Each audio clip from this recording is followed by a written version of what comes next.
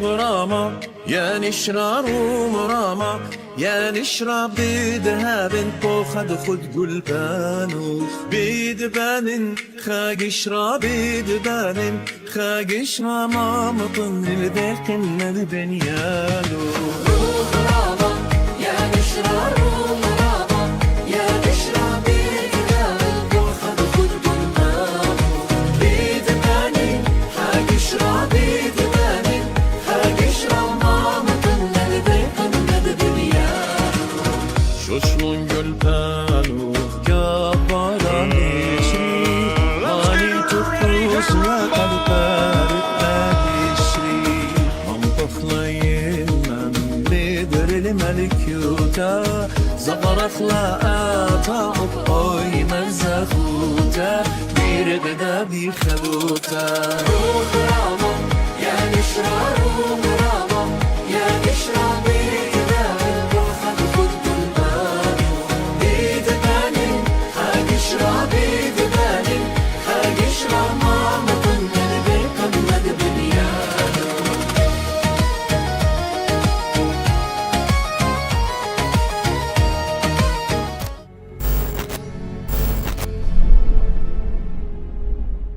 I don't understand. Can it refer to like when he comes back and then will die? No. Or Because it says Jesus died when he was 33 years old.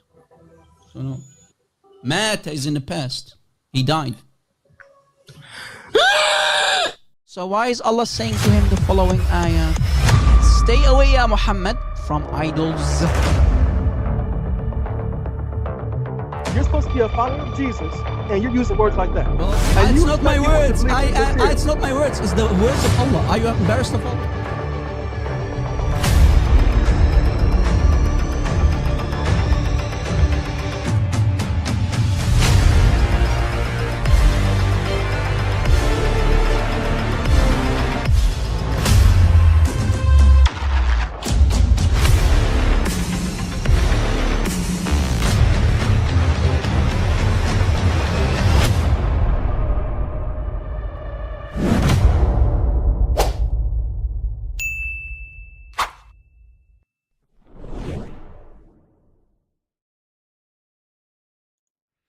All right. Welcome everybody. We are live, baby. We are live. I hope that my sound is loud, clear.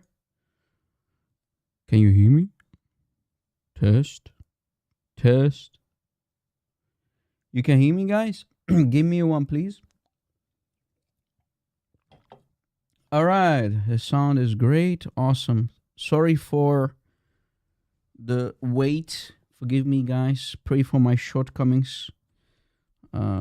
Needed to fix here a couple of things in the background. Forgive me. It's a live stream. Things can... Yeah. Anyway, welcome. It's time, baby. God bless you guys. Everyone. User Dragon Daenerys is with us. Dear sister, how are you? Tony, hello. How are you? Long time no see. You can't hear me? It's you. It's you, Tony. Hey, Tony! Yeah, I want to say, yeah. Protestant believer in the house. How are you, dear brother? God bless you. EMB Maxime, what's up, baby? What's up? God bless you. OT Genesis, how are you, brother?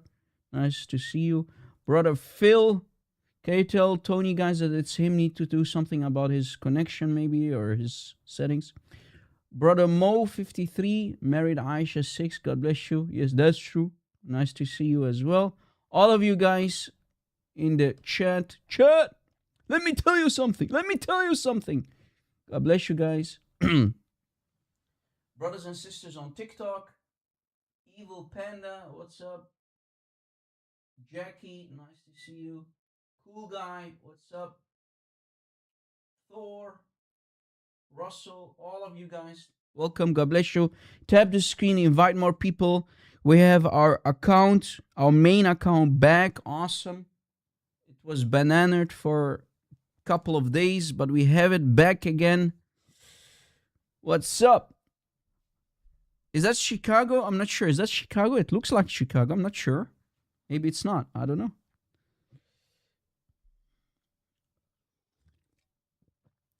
Don't play with me with such jokes, Tony. You know, I'm going to ban you, Tony. What's up, Tony? Ah, I'm joking, brother Tony.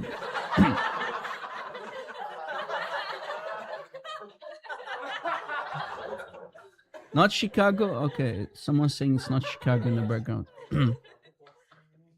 I don't know which city this is. Just took this background from the internet. From the internet, Rob? Yes, from the internet. Guys, we have a beautiful topic for today. I wanted to do that the other day, but we talked about many other different topics. So I was like, let me bring it up today.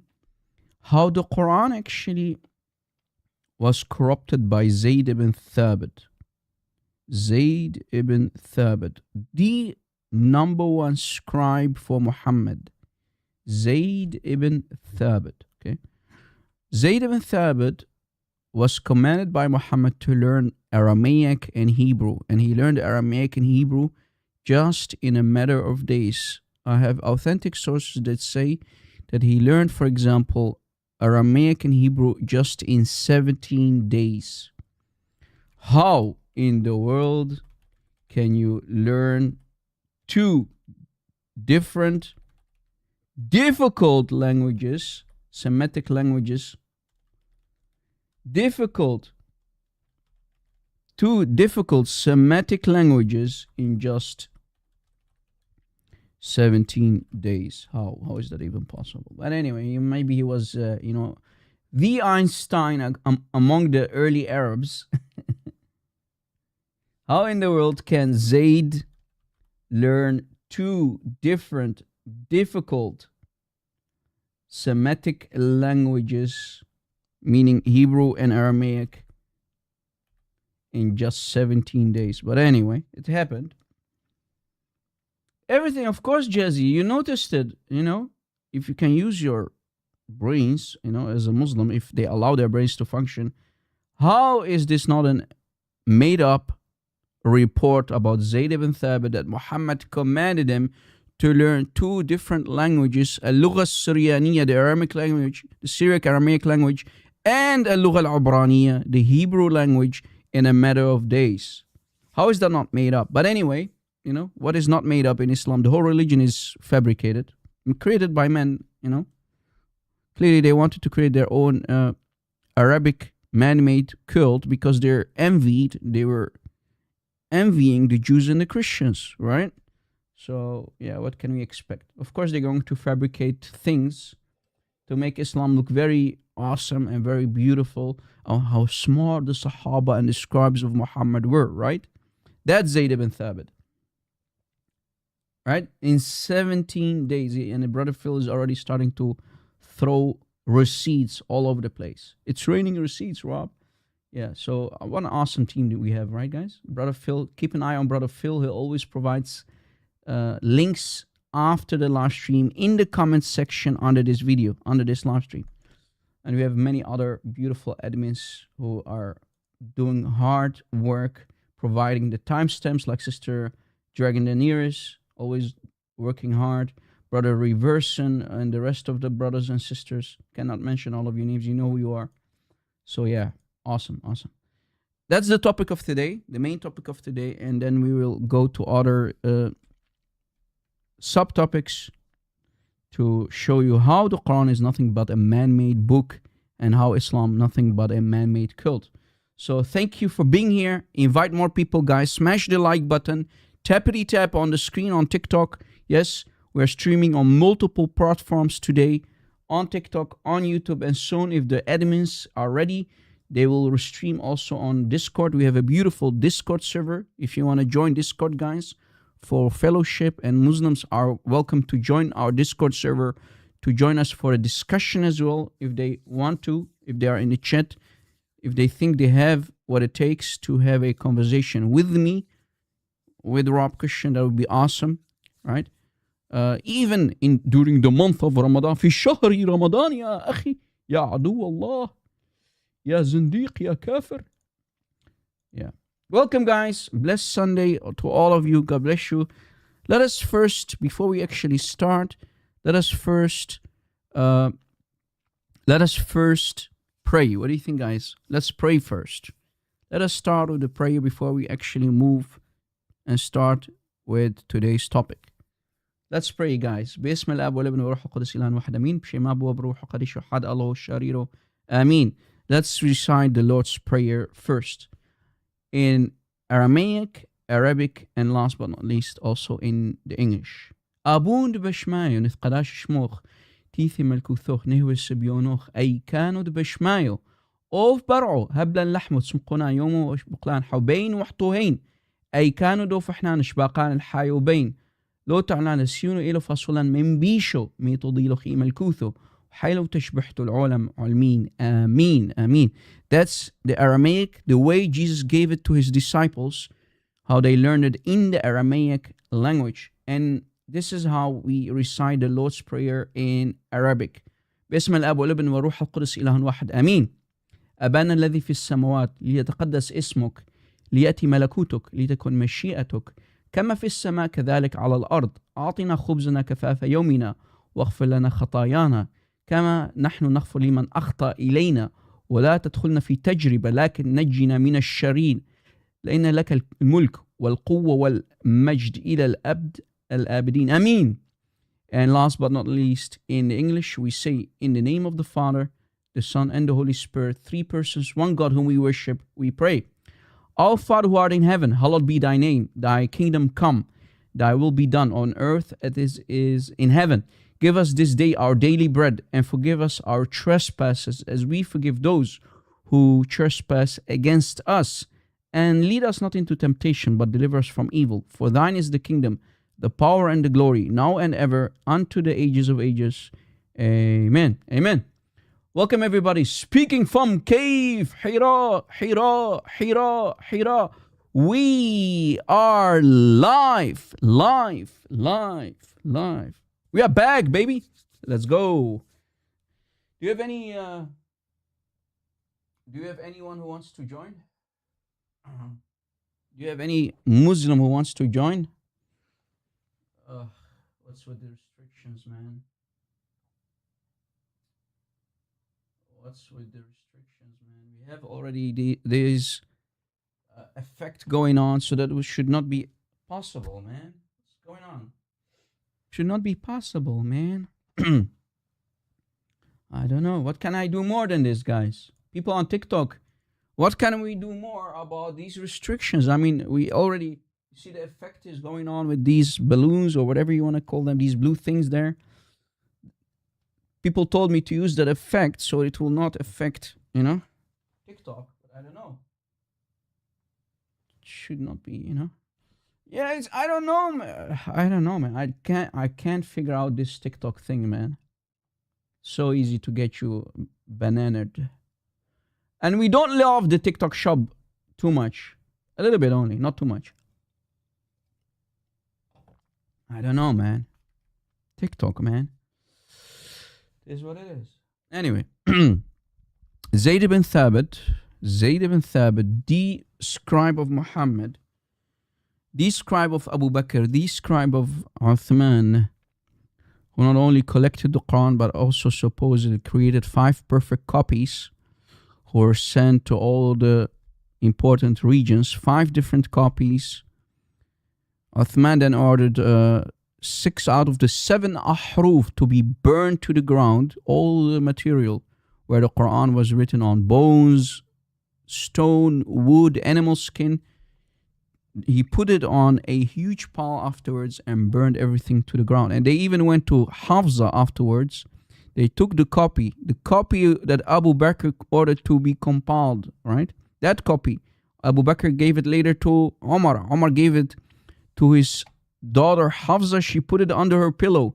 Later, much later, Marwan went and he took that copy of Hafsa after her death, and they shredded and burned it into, they shredded it into pieces and burned that original copy as well. So they don't have anything called original. Yet they don't have anything called original for the Quran. They have been always lying to us, as you noticed. Right? Invite more people, guys. Smash the like button. Invite more people. Come on, guys. Invite more people. I know you can do it. Share the link on social media. Let everybody know that Rob Christian is live. You didn't miss much. We just started. Invite more people, please, so we can have a beautiful live stream together. Yeah. I don't have restrictions anymore, I think, for now. So we'll see. Invite. Smash the like button. Let's do this. The numbers are slowly growing. That's awesome. Invite more people. People on TikTok, we have a better job to do. Use the arrow link. Use the arrow link and invite your friends on your follow list. All right. All right. All right. Zaid ibn Thabit. How did he compile the Quran? Let's see. And did he actually use false testimonies of false witnesses to write the Quran down in the very beginning, right? In the very beginning. What we need to know, guys, what we need to know is that according to the Muslims, supposedly the Sahaba memorized the Quran. That's point number one, okay? We have questions. Sahaba, according to them, memorized the Quran. Then why did Zaid go to one man? Why did Zaid go to one man? And why did he make an exception for this one man called Khuzaymah? Remember the name Khuzaymah is very important during today's live stream. I know it's a mouthful for some people who don't speak Arabic. This one man, Khuzaymah, is a disaster for Islam, for the so-called preservation of the Quran and how it was compiled. Khuzaymah. Zaid disobeyed Allah in chapter 2, ayah 282, because you need at least two testimonies of two different men to make something official in Islam. So Zaid himself, the supposed compiler of the Quran under the rule of Abu Bakr and under the rule of Uthman, he disobeyed Allah. Zaid ibn Thabit disobeyed Allah in chapter 2, ayah 282. Direct command. And they put the trust in one man's false testimony. Who? Khuzaymah ibn Thabit al-Ansari. That's his full name. Khuzaymah ibn Thabit al-Ansari. They literally a one man's false testimony. And I will going to prove it. Okay. So, why did Zaid disobey Allah in chapter 2, ayah 282? Watch. Here is the ayah, chapter 2. So what I need you to do, guys, collect all the sources that we are going to provide for you. Here's the link on for people on YouTube. Admins, copy the link, put it on Discord as well for the people to collect. This is the ayah that we need to go to. Chapter 2, ayah 282. It's a very long ayah, but let us read the most essential part that has everything to do with today's topic. Right? Look, hear this part. And have two, not one, but two of your men to act as witnesses. But if two men are not available, then a man and two women is needed to approve something. So you need testimonies of how many people, guys? How many men? How many men? At least two men. At least two men or one man plus two women if there is not one man available. Because remember, a woman is half of a man in Islam. She's not equal to a man. So at least two men needed. Two men needed. Okay? Two men are needed to have an official testimony. Okay? To have an official, to make things in Islam official. Okay? Two witnesses, two men. I mean, don't take my word for it, Muslims. Take the words of Allah for it. Did you catch it? So you see, if I go back to my explanation here, you see it? Where we're getting our information from. Okay? You need two men to have something made official. Zayd didn't do it. He went to only one man. Remember? He went only to one man. And this man's testimony is false, and I will prove it soon. Okay? This is very important, guys. We're talking literally about how the Quran was collected and compiled by Zayd ibn Thabit. And he actually corrupted the Quran with his own hands. Remember even Ibn Mas'ud, who Muhammad told the Sahaba to go to. Ibn Mas'ud said, why should I take the Quran from Zayd, yet I already memorized 70 surahs from Rasulullah directly. So is Zayd. He was a young man. He was playing. He was a young boy.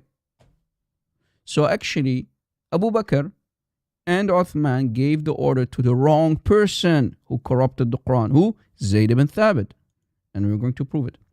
Now watch. Oh, what just happened? That was a weird sound. Guys, is the sound still clear? I hope that the sound is clear. Guys, we have not one, not two, but three different ayahs. Not one, not two, but three different ayahs in total that were only found with one man. Who? Khuzaymah. Khuzaymah is a problem, a huge problem for the Muslims. Khuzaymah ibn Thabit al-Ansari. These three different ayahs, as you see on the screen, are only found with him. So when Zayd ibn Thabit went to collect the Quran, he found these three ayahs, chapter 9, 128, chapter 9, 129, and chapter 33, ayah 23, only with one man. He didn't go to other men to, remember, you need two witnesses, two testimonies to become an official witness, an official evidence, right? But he only found these three ayahs with one man. Khuzaymah, point number two, this Khuzaymah was a false witness. Yet the Prophet made him equal to two men. Do you see, guys, what's going on? And I will show you the hadith. Okay? Muhammad used him as a false witness. I'll prove it. And any verse or ayah must be found, as we showed you, with two different men to be added to the Quran. Khuzaymah was only one man, but the three above verses were added to the Quran anyway.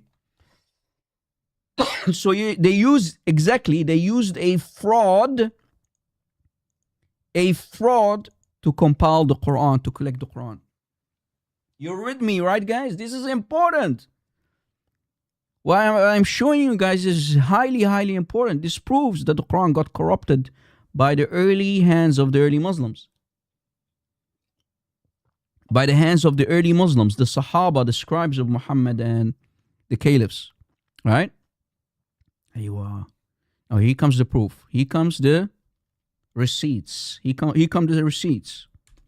First hadith that I want to present is Bukhari itself. Sahih al-Bukhari 4986. Sahih al-Bukhari 4986. And who's the narrator? Zayd ibn Thabit himself, the compiler of the Quran. Right? The collector of the Quran himself. Not their books. The Quran is corrupted. Be more specific, postman. The Quran itself is corrupted. That's what we're trying to prove. And actually we'll succeed. Watch. The story is very long. And it says that Abu Bakr as-Siddiq sent for me. So here, under the rule of Abu Bakr, here we have the first caliph of the Islamic Ummah, the Islamic nation, in the shape of Abu Bakr, the father of Aisha, the baby bride of Muhammad. So here Muhammad is already dead and buried, and even his bones dried up. So Abu Bakr, when he's the first caliph, Abu Bakr as-Siddiq sends for Zayd ibn Thabit. Okay? He sent for me when the people, when the people of Yamama, not your mama, but the people of Yamama, remember there was a battle going on called the Battle of Yamama between Musaylam al-Kadhab, they call him Musaylam al-Kadhab, who also claimed to be a prophet just like Muhammad. So during the rule of Abu Bakr, they were sent to, attack that tribe, the followers of Musaylam al-Kadhab. And you see his name here is already, look, here is his name, Musaylama. Okay. Huge battle going on, and people start to get unalived, derived, left, center, from both sides. So the Muslims are getting unalived during that battle, and also the other side as well, right? Abu Bakr then said to me, Omar has come to me and said, casualties were heavy among the Qurra. Qurra, those are the Sahaba supposedly who were not only reading the Quran but also memorizing ayahs of the Quran, chapters of the Quran, right? So many early Muslims started to get unalived and butchered during the battles. So Abu Bakr started to scratch his head. We need to do something. We need to do something else. We will lose the entire Quran. The Hafiz Muslims, exactly, reverse, and God bless you, brother. So the memorizers of the Quran were dying and they took the Quran with them into the grave. So Abu Bakr had to do bid'ah. Why bid'ah, Rob? Because Muhammad never commanded them to collect the Quran. Bid'ah. Abu Bakr and Omar did bid'ah. And so did later also Uthman as well. Bid'ah, brother. Remember, when you go against the command of Allah and Muhammad, which they did not do, you're doing bid'ah. So it's a good bid'ah hasana, brother. Good bid'ah, brother. Yeah. So they were willing to go against the commands of Allah and Muhammad, imagine. Yet the Quran says, obey Allah and obey the Rasul. It doesn't say obey Umar. It doesn't say obey Abu Bakr. No, it says obey Allah and obey the Rasul. So we have already a huge sin being committed already.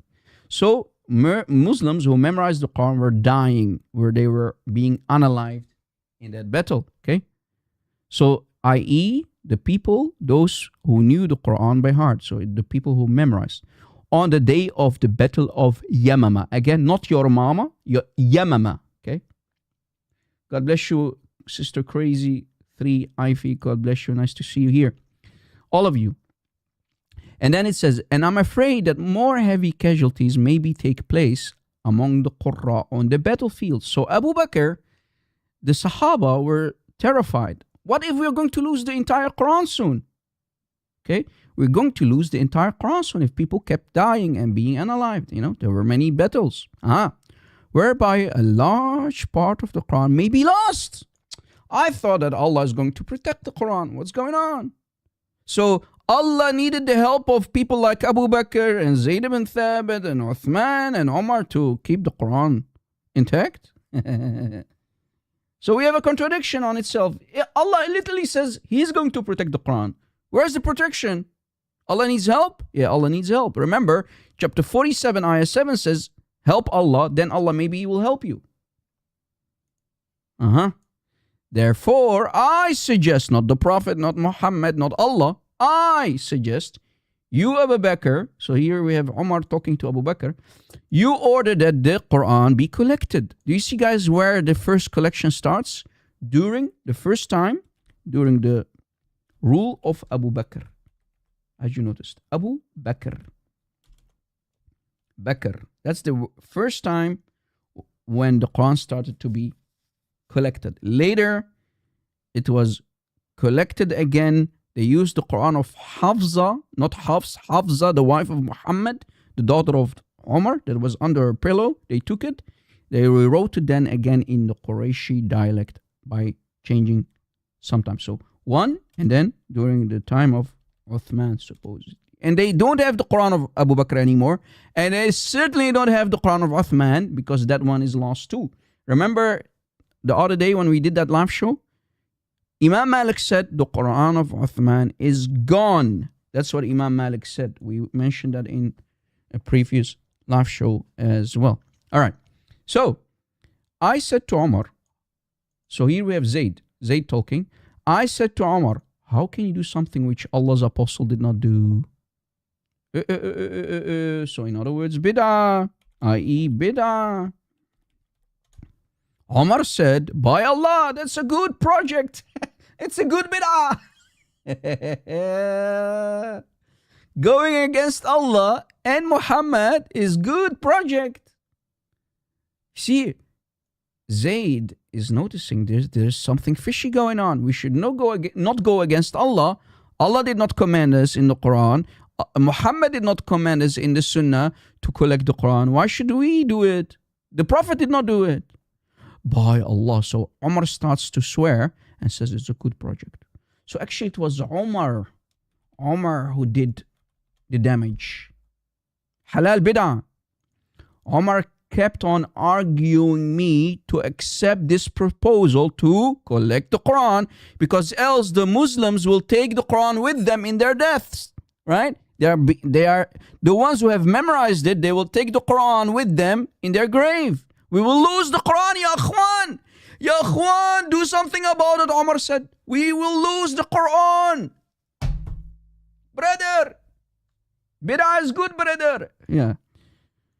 Omar kept whining on arguing me to accept this proposal till Allah opened my chest for it. Finally, he was forced to accept the proposal. To what? To collect the Quran for the very first time and put it in a mushaf. What is a mushaf? A physical copy, right guys? The mushaf that you hold in your hands. That's what we call a mushaf, the physical copy of the Quran.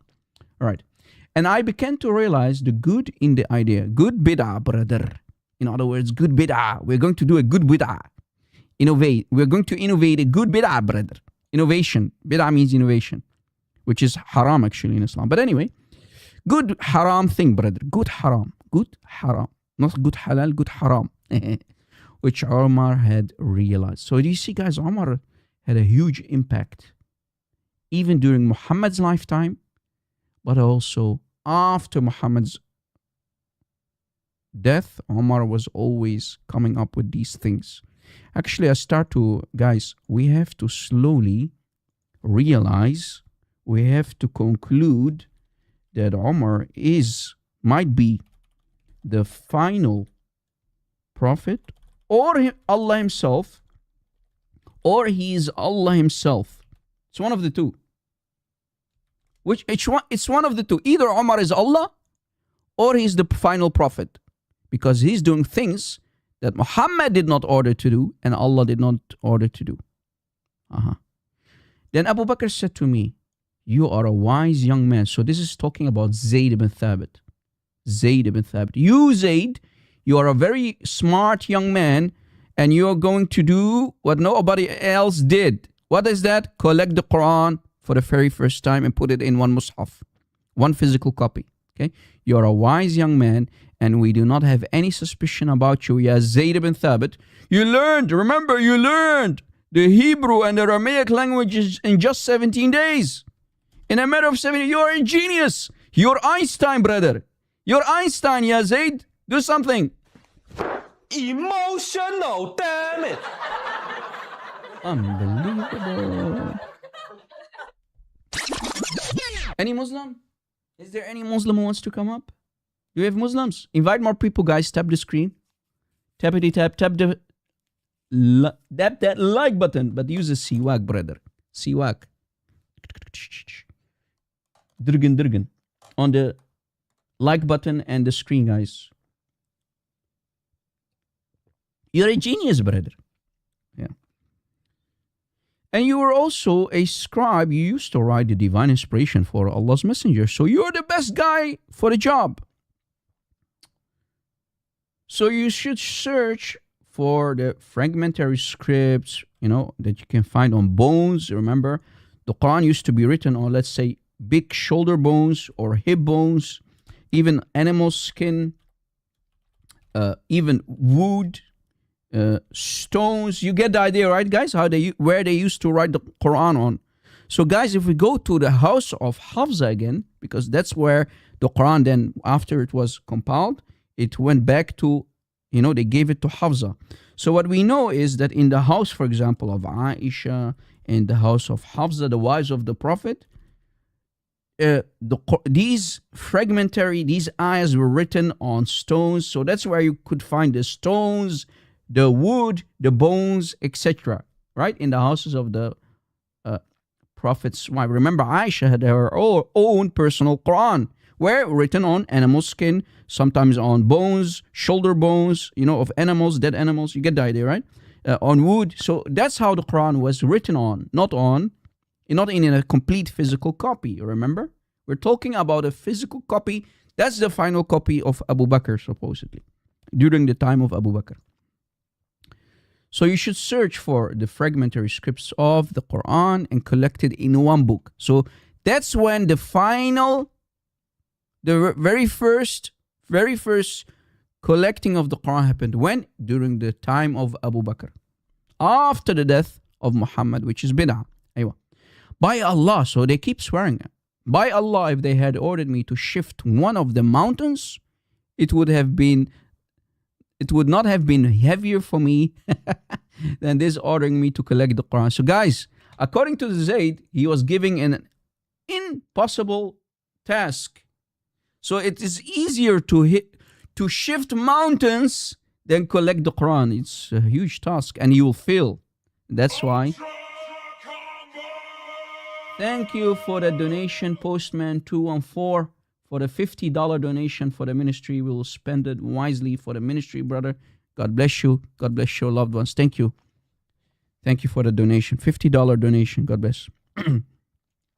Look, so by Allah, if they had ordered me to shift one of the mountains, that would have been easier for Zaid ibn Thabit because he was given an impossible task, a mission impossible, Camel edition. Yeah. Then I said to Abu Bakr, so Zayd said, I said to Abu Bakr, how will you do something? Again, here comes the bid'ah of Abu Bakr and Umar.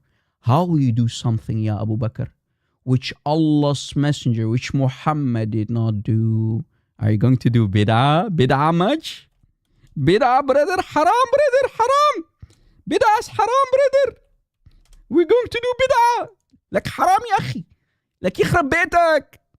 Like يخرب بيتك يا أبو بكر. يخرب بيتك يا عمر. We're going to do something which Muhammad did not do. That's bid'ah. That's sin. We're going to sin. Yes. أيوة. Good bid'ah, brother. Halal bid'ah, brother. Anyway, Abu Bakr replied, by Allah, it's a good project. Just like Umar, Abu Bakr repeats the same sentence. What memorization? What shish kebab? What falafel? Exactly. If the Quran was truly memorized and would have been intact, it should not have collected in the first place, right, guys? So the whole memorization thing is a big fat joke. It's a big fat joke. So which proves that the Sahaba did not memorize the entire Quran, because if the Sahaba would have memorized the entire Quran, the Quran should have not been collected in the first place. So we have memorized the Quran. Thousands upon thousands of people have memorized the entire Quran. It's a big fat lie, a big fat joke, a lie from hell. Muslims are a bunch of liars, and you're seeing it in front of your eyes, guys. The proof is on the screen. Else, why would you need to collect the Quran, which Muhammad did not do, which Allah did not order to do? Okay. Abu Bakr kept on urging me to accept this idea until Allah opened my chest. Again, blah, blah, blah, and more blah, blah, blah. And here comes the most essential part, guys. So when he started to collect the Quran, right, from wood, palm stalks, from wood, because they used to write the Quran on wood, on stones, you get the idea. And he also went to some people who have memorized a couple of ayahs. You see, guys, the Quran was not memorized by everyone, no. Till I, Zaid, pay attention, this is the essential part, till I found the last verse of Surah At-Tawbah, which was even called the Surah of Repentance. They changed the name of the Surah. Till I found the last verse of Surah At-Tawbah with Abi Khuzaymah al-Ansari. That's him. Remember Abi Khuzaymah al-Ansari? Him. That's him. Okay? And I did not find it with anybody other than him. Right? And what are we talking about? Chapter 9, 128 and 129. Two verses. We're talking about two different verses, two different ayahs, namely chapter 9, 128 and 129. We're talking about two verses that were only found with Khuzaym al-Ansari himself. Right? Remember? Two different verses found with only one man, Khuzaymah. Remember, if I go back, you see, guys, when I create this stuff for you, I'm not lying. We get it from the Islamic books. So 2 different ayahs, and we're going to soon also add this one on top of it. 3 different ayahs found with only one man and one man only, namely Zaid ibn Thabit al-Ansari himself. And now we're going to prove that he's also a false witness. Remember, you need 2 different men according to the Quran. Chapter 2, ayah 282. You need 2 men, testimony of 2 men to make something official to be used as an evidence in Islam. Yet Zayd did not go to 2 men. He went to one guy who has bear full witness. He was bear full witness. Watch. Here is another hadith. Look, here is the hadith where we can conclude that Khuzaymah bore full witness, false witness, false witness, false witness. We're going to prove it, that he is a false Khuzaymah himself. A fraud. He's a fraud. A fraud. Okay? Watch. You're with me, guys, right? I want you to take notes, guys. And please focus. Don't allow any Muslim to distract you in the chat. Invite more people, guys. Invite more people. People on TikTok. You need to invite more people, man. Come on. Share the link. Tap the screen. Invite more people. Use the arrow key. Come on, baby. Come on, baby. Come on, baby. Tap the screen. Smash the like button. Guys, try to convince me that my social media accounts are not under heavy fire. Try to convince me that I'm not shadow banned. Try to convince me that I'm not shadow banned. Yeah. Anyway. You're with me, guys?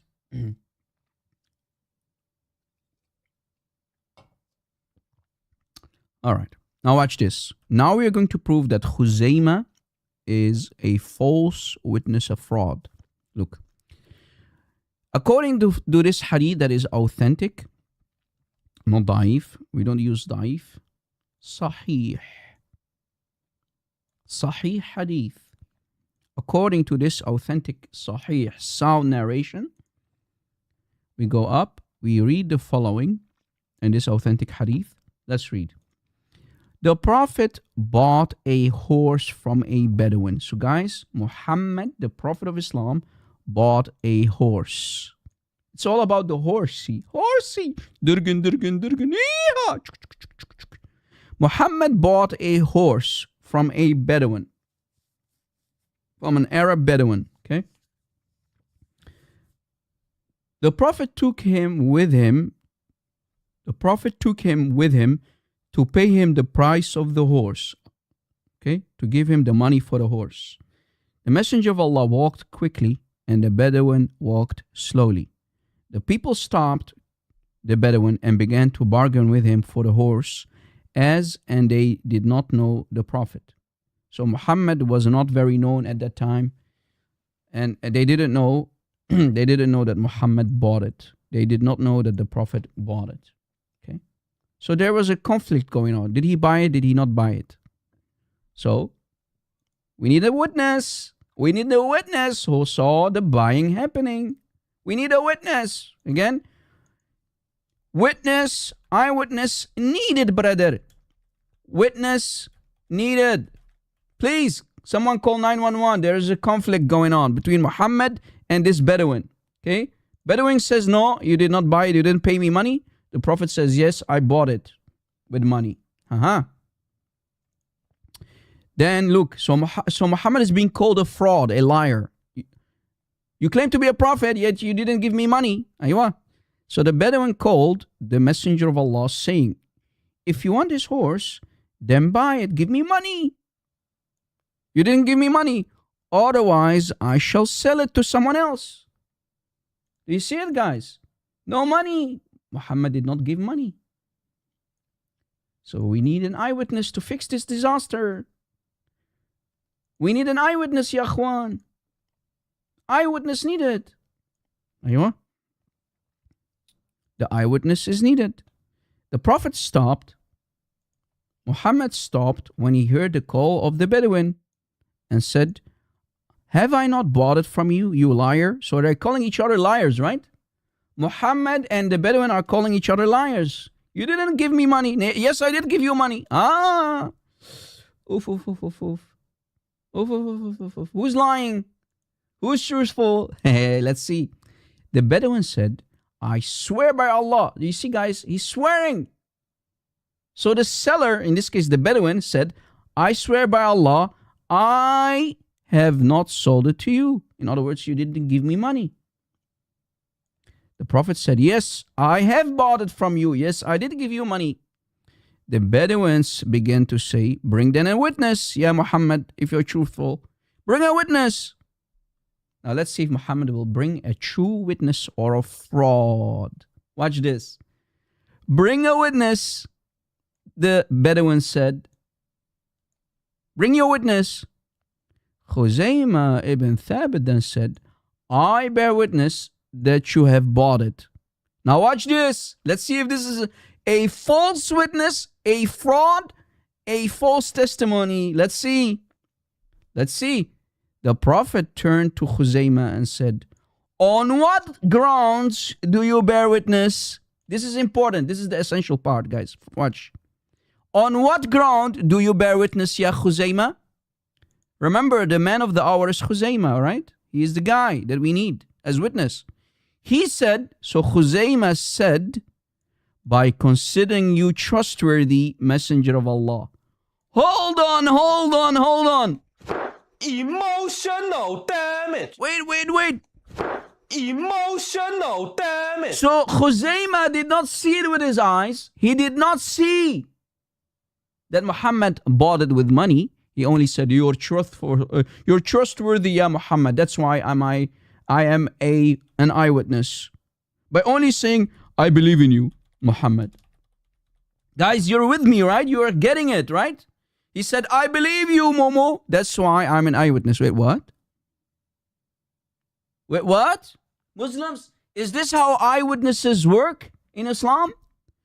So you can now, as we speak, guys, let's say there's a guy who steals money from me. He stole $100 bill from me. From who? From Rob Christian. I am saying, you stole money from me. You stole that $100 from me. The guy says, no, I did not steal from you, Rob Christian. So he goes outside, finds a man who never saw anything, and he brings him back and he says, this is my eyewitness. Wait, what? But the guy did not see anything. He did not hear anything. Yes, he believes in me. That's why he's an eyewitness. Wait, what? So Muhammad brought a liar, a fraud, who is supposedly a witness with a false testimony, yet he never was there to begin with. He only says, I'm an eyewitness because I believe in the Prophet. Wait, what? How is that not an eyewitness? This is a fraud. Scam. So Momo brought a scammer, a fraud just like him. So Momo is a fraud, and he brought another fraud to help him. So where's the witness? So if we go back to my slide, Zaid used someone who bore a false testimony. So how is this guy to be trusted, this Khuzaymah? He cannot be trusted. He cannot be trusted. Remember, 3 ayahs, 1, 2, 3 ayahs are only found with this guy, this man, this Khuzaymah, who bore a full witness, who was a full witness, a fraud. Yet Muhammad made him equal to 2 men. Watch. So if we go back to the hadith, watch what happens next. If we continue reading, look. So, no eyewitness, no nothing. On what grounds do you bear witness, Ya Khuzaymah? Muhammad said. He said, Khuzaymah said, by considering you trustworthy, O Messenger of Allah. Then look at the fraud. Look at the comedy, guys. Look at the comedy. Then Momo made the witness of Khuzaymah equivalent to the witness of two men, two people. Hold on. This is a game. This is fraudulent.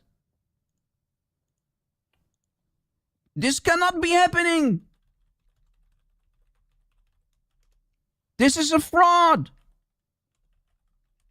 So Muhammad took a fraud and he made him equal to two men. Equivalent of the witness of two men. Do you see, guys, how the Quran is being compiled? By using someone's false testimony, a man who is nothing but a fraud. So Zaid, in other words, guys, Zaid ibn Thabit, the collector of the Quran, the scribe, the collector of the Quran, used a fraud to compile the Quran. To collect and compile the Quran. In the shape of Khuzaymah al-Ansari. This guy here. This is the fraud. This is the fraud. Do you see him? Khuzaymah is a fraud. How many people know this? How many Muslims know this? That their Quran, at least 3 different ayahs are borrowed from a fraud. Only one man. Remember, you need 2 people to become an official testimony, an official witness. 2, not 1. Do you see what a kind of fraud Muhammad was? He used him without being a witness to begin with. Imagine, guys, if you go to a shop. Okay? Guys, here's what happened. You go to a shop, you go to a bakery, you go to a candy store. Let's say that it's a candy store. Okay? You go to the candy store. You take a candy, you walk outside without paying it, and the shop owner comes and he runs after you, he grabs you by your throat, and he says to you, you did not pay for that candy. Yes, I did pay for the candy. No, I even have you on video. I even have you on videotape that you did not buy it. You took it and you walked outside the door. Yes, I did buy it. Where's your eyewitness? Well, let me get someone from the streets, from outside, bring him with me and be an eyewitness. Wait, what? Yeah, because he believes in me. He's my friend. Unbelievable.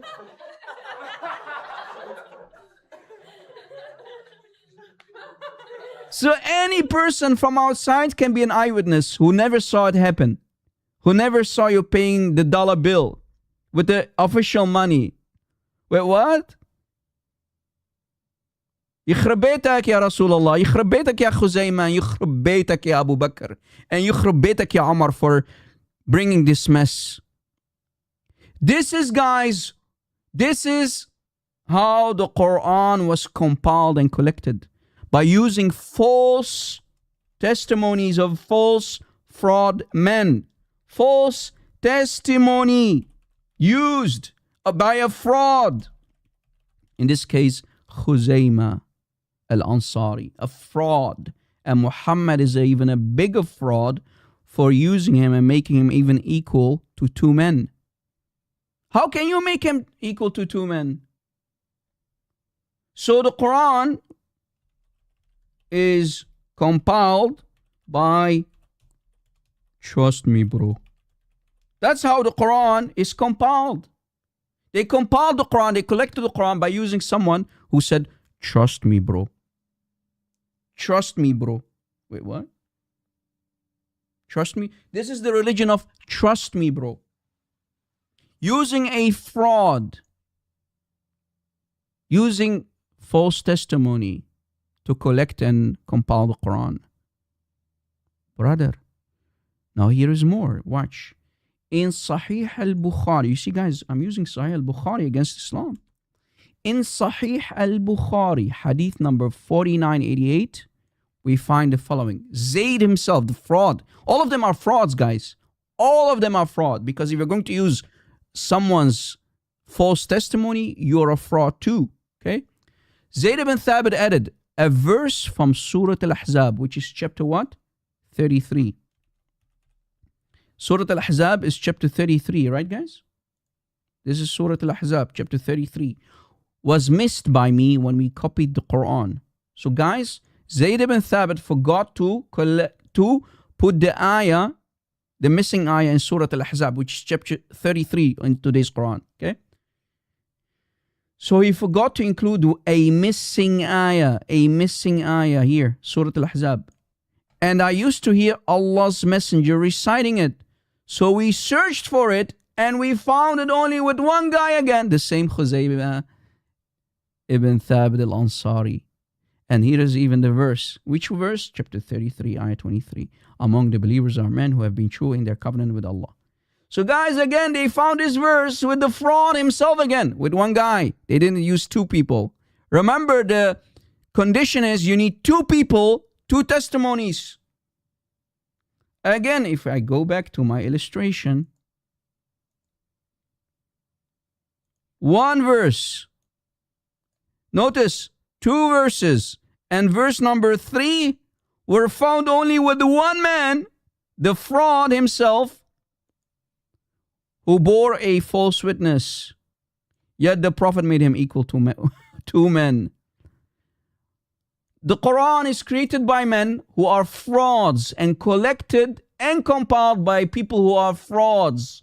False testimonies, false eyewitnesses. What did we just do, guys? We just proved that the Quran is man-made. Created and compiled and collected from fraudulent people. Fake eyewitnesses. Any Muslim who would dare to come up?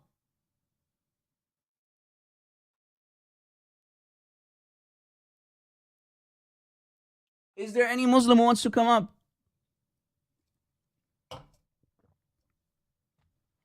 Exactly, brother stranger. That's another good input there, right there. Just as Muhammad was made equal to 30 men in strength, while the Sahaba were peeping, how Muhammad used to give it hard to his wives and his sex slaves. The Prophet, brother, was a horsey, in bed. Adrian! The Rocky Balboa in bed. That's what the Prophet was, guys. Why? I mean, when you're going to say that, did you see Muhammad effing his wives like 30 men? Yes, the Prophet was a horsey, brother. Horsey. It was like a stallion, Italian stallion, brother. Rocky Balboa. Unbelievable, this cult, man. Everything is fabricated, as you noticed. The entire religion is fabricated based on fabrications using frauds and scammers. And we just proved it. Did you catch it? So guys, what did we just learn? According to the Quran, you need two men. Oh, forgive me. According to the Quran, you need two men. Two men to act as witnesses. Two of them, not one, two. And if you can't find two men, you need at least one man and two women. If not available, then a man and two women must be needed for you to approve something in Islam, to make something official. Did Zayd use two men? No, he used a fraud. Just one man who was a fraud to collect the Quran. A known fraud. Okay? A biased non-eyewitness. Remember. Remember. Remember. Remember. Remember. Remember. Remember. Remember. Remember. Two eyewitnesses. No, we had only here one eyewitness. Not even a one eyewitness, a fraud, a false witness, which Muhammad made equal to two men, which proves, again, that the following ayahs, chapter 9, we go to the ayahs now, all the way down. This ayah on the screen, ayah 128, should have never been in the Quran to begin with, because Zayd ibn Thabit got it from Khuzaymah the fraud.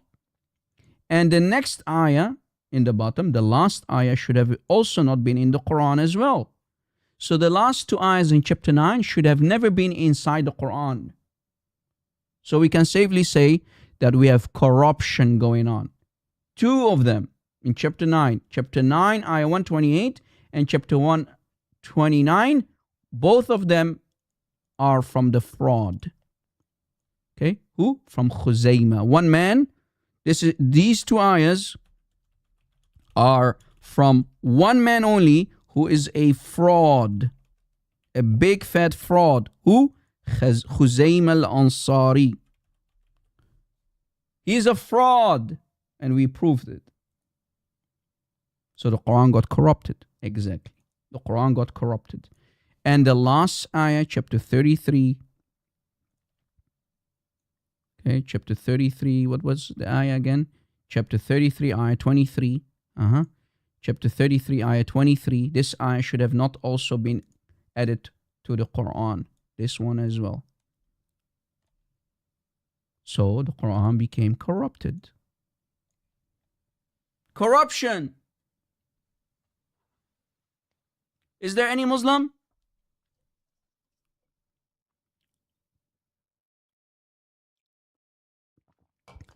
Big Daddy, no. Don't lie, brother. You're lying now. Don't do that. No. Aisha was not even born. Aisha was not even born. What are you talking about, bro? Come on. We can't, if you claim to be a Christian, you need to be careful.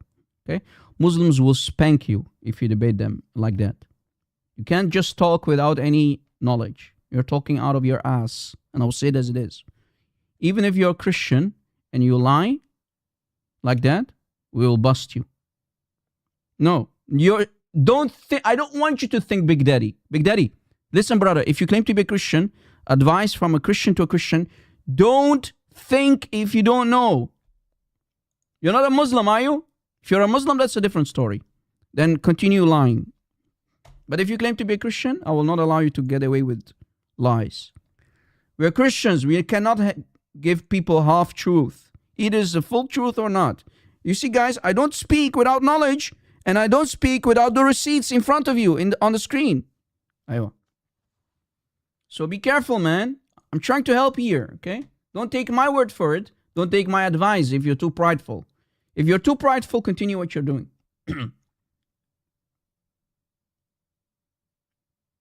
All right. Here is more. Here is more. In the following book, and let me give you the link. I want you just to be careful, guys. Come on. Don't talk if you don't know.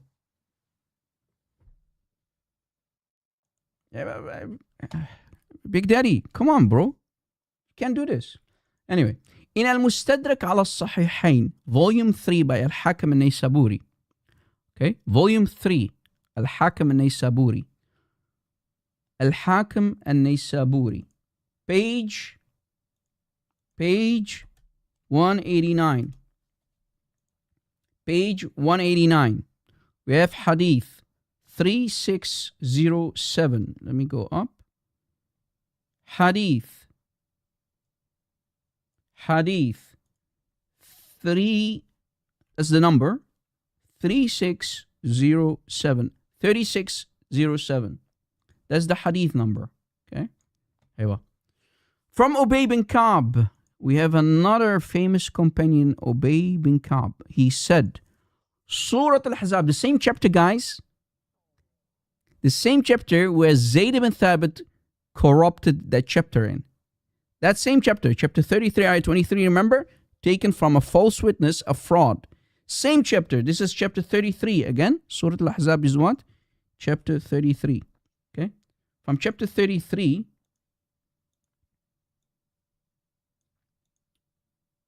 okay? Surah Al-Ahzab was long. He said, Surah Al-Ahzab, chapter 33, was long as Surah Al-Baqarah. And in it was the verse, if a man and a woman commit adultery, then stone them both. So guys, what happens is, we know where the ayah of stoning, remember, the ayah of stoning and adult breastfeeding went missing. And the goat of Aisha ate it. And Ubay knows where the ayah was. It was in chapter 33. So guys, when the Quran was eaten by the goat of Aisha, the goat of Aisha, it went literally to the chapter, flipped the pages of the Quran and ate the ayah of adult breastfeeding and stoning inside chapter 33. You see it? The goat lips. So, what is going on, Rob? What are you telling us in this authentic hadith? The hadith is sahih. هذا حديث صحيح الإسناد. Chain of narration is authentic. Sahih. Okay, sahih. What I'm saying is this. If we open the Quran, let me open another tab for you guys. If we open the Quran, 2 tabs, and we go to chapter 33, and we're going to go to chapter 2. Chapter 33 and chapter 2, and we're going to compare. If we start from the all the way up, chapter 33, and we go all the way down, how many ayahs are there, guys, in total? How many ayahs are in total in chapter 33? Anyone? It's on the screen. What's the last ayah? What's the last ayah? 73. Remember? 73. According to Ubay ibn Ka'b, Surah Al-Ahzab was as long as Surah Al-Baqarah. Remember the number 73. Now we go back to chapter 2. We scroll all the way down. What's the total number of ayahs? 286. If we do a calculation, 286 minus 73, we get the number 213. So in other words, 213 missing ayahs in chapter 33. So Ubay just said, in other words, there are 213 ayahs missing. Missing from chapter 33, right? 213 ayahs missing. Man, the goat ate a lot of ayahs. If. Emotional damage. That goat ate a lot of ayahs. What happened to the ayahs? Allahu Alam. 213 ayahs eaten by the goat of Aisha. يخرب بيتك يا goat, يا داجن. يا داجن. Are you that hungry, bro? The goat was starving, exactly. The goat of Aisha was starving. 213 ayahs went missing. Where are they? Allahu Alam. Again, according to Ubay bin Ka'b, Ubay bin Ka'b said, Surah Al-Ahzab was as long as Surah Al-Baqarah. And also the ayah of stoning was in it. But 213 ayahs are now missing because, again, if we compare Surah Al-Baqarah with Surah Al-Ahzab, chapter 33, Surah Al-Ahzab is only 73 ayahs. Right? Surah Al-Ahzab is only 73 ayahs long today, but Surah Al-Baqarah has 286 ayahs. So 286 minus 73, we get 213 ayahs that are missing. Right? Exactly. Where are the ayahs? Maybe someone can find the goat and, we, give some, put some medicine in the stomach of that goat. Maybe the goat will poop it out. And maybe we'll find the 213 ayahs missing. Find a goat. Like, find that goat, man. Muslims, you have homework to do. You have one job. You got one job. Find the goat with the missing 213 ayahs missing.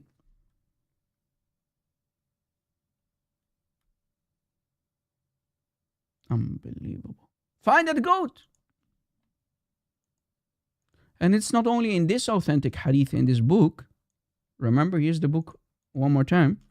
Not only in this book on page 189, but also in this authentic hadith, but also in the following book as well. Look. In Sahih ibn Hibban, in the famous Sahih collection of hadith by Ibn Hibban. Many people maybe never heard of this book before, but this is very, very, very, very famous collection hadith, just like Bukhari, just like Sahih Muslim, just like Sunan, a very famous collection of hadith called Sahih ibn Hibban, volume 10. And here is the link. You see, we got the receipts, bruh. We got the receipts, bruh. We got the receipts, bruh. We don't speak without proof. And I advise any Christian to not speak if he doesn't have proof, because Muslims will spank you. Okay? You can't talk about religion without providing proof, guys. Come on, we're Christians. Sahih ibn Hibban, volume 10, page 274, 73 to 74, and specifically 74. Continue, okay? 74. We have a hadith that is authentic. And Imam al-Dhahabi has agreed that it's authentic. The student of Ibn Taymiyyah said it's authentic. Imam al-Dhahabi himself, okay? Imam al-Dhahabi said it's authentic. Dhahabi said it's authentic. Sahih.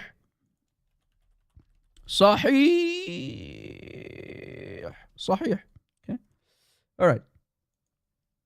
We scroll up, we find this hadith. And here is my English translation for it. Look, I always provide English translation. Well, at least I try, okay? At least I try. I scroll down, look. Here is the part. Here is the hadith that is authentic. And here is my translation, okay? Here is my translation. Watch. Again, we said that the hadith is sahih. Let's read. The same Ubay bin Ka'b. What did Ubay bin Ka'b said? What did he say, Rob? Ubay bin Ka'b said, how long, so he's questioning another person, how long is Surah Al-Ahzab? How long is chapter 33? I said, so the guy that he is asking, I said 73 verses. Ubay bin Ka'b said, by Allah, he's swearing. Now he's going to swear. In this hadith, he's swearing. By Allah. And I swear it was long. It was as long as Surah Al-Baqarah. And we found in it Surah Al-Rajm, i.e. the eye of stoning. Oof, oof, oof, oof, oof, oof. We need the goat. The goat ate it. The goat ate exactly 213 ayahs. 200, i.e., in other words, 213 ayahs went missing. And they're still missing until this day. What happened to them? Allahu A'lam. Allahu A'lam. Right, Muslims? That's your final answer, right? Allah knows breasts, brother. Allah knows breasts. 213 ayahs went missing? Yes. Unbelievable. And the hadith is very authentic, and Imam al-Dhahabi agreed on the authenticity of the hadith. Right? Any Muslim?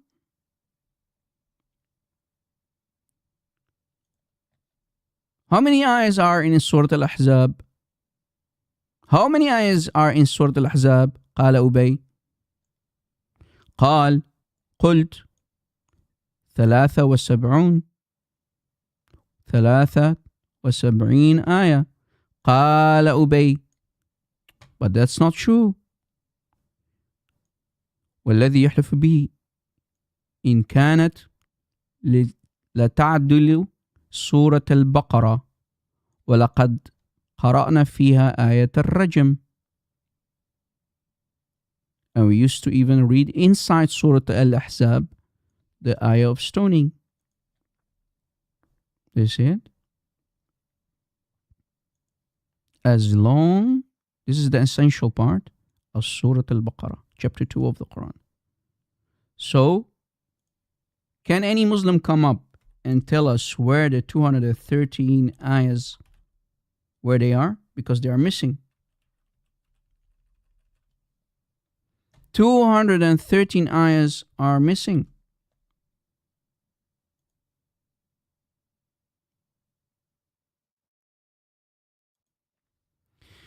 Guys, I I find it strange that there are so many prideful people in the chat who think that they know it all. You need to take a step back and learn how to listen first, because you're not only causing yourself to stumble, but you're going to cause others to stumble as well if you're too prideful. Okay? Be careful when you say something in public, because it can be used against you in the court of law one day. Okay? You can't be talking without any proof, guys. You need to be careful. Don't if you don't want to take my advice, one day you'll fall on your head, just like Muhammad fall on his head, buttocks up, for the Qawm al-Zut to enjoy him all night long. Okay? At least Abdullah ibn Mas'ud listened and he stayed in the circle. Stay in the circle, brother. Right? Stay in the circle. Muhammad didn't listen to his own advice. Right? And he was ridden by Qawm al-Zut. Dirgan, ya Rasulullah. So, yes, over and over we can see that the Quran is corrupted, missing ayahs, and we can do this literally all day long. Any Muslim? Sit in the circle, brother. Stay in the circle. Any Muslim? Is there any Muslim? Is there any Muslim? If you disagree, you can come up. If you disagree, Muslims, you can come up. If according to you we lied about something, you disagree with something, you are very welcome to come up. Did we lie about anything, Muslims? Be honest. I know you're listening. I know you're watching. Where are the Muslims, brother? Where are the Muslims? Any Muslim? Imagine, guys, using false eyewitnesses, bro. Using false eyewitnesses. 213 eyes went missing. 3 eyes are from one man who is a fraud, false eyewitness. And according to the Quran, you need at least 2 men to make something official. Zaid ibn Thabit did not do that. And not only that, the entire project was nothing but bid'ah. So Abu Bakr did bid'ah, Umar did bid'ah, and Zaid ibn Thabit did bid'ah. Right?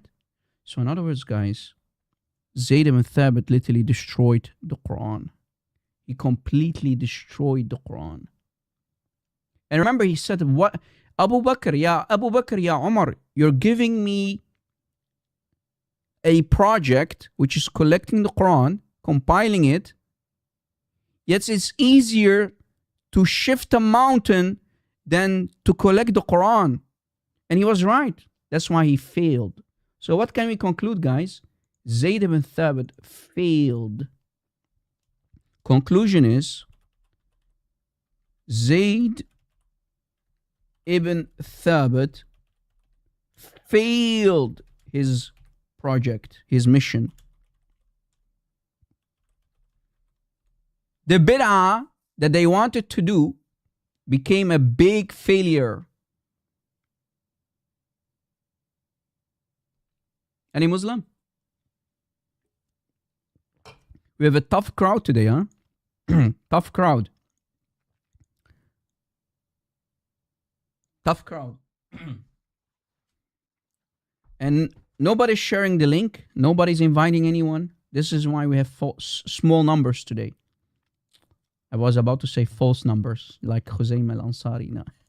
Small number, because Christians clearly are not sharing the link on social media. You're suspecting me to do all the sharing myself. Rob, you need to share your own link, okay? On your own social media platforms. Forget about us. We like to stay lazy because we are kuffar. And remember, kuffar, Christians, they are very lazy people. Okay, they rather listen. I don't want to lift a finger. I'll give you a bid'ah, Christians. Share the link. Smash the like button. Bid'ah, brother. Halal bid'ah. But Brother Rob Christian, Jesus did not command us to smash the like button. It's bid'ah to smash the like button, Rob. Brother Rob Christian, there was no like button in the time of Jesus and the disciples. So we're not going to do bid'ah as Christians. I feel you though.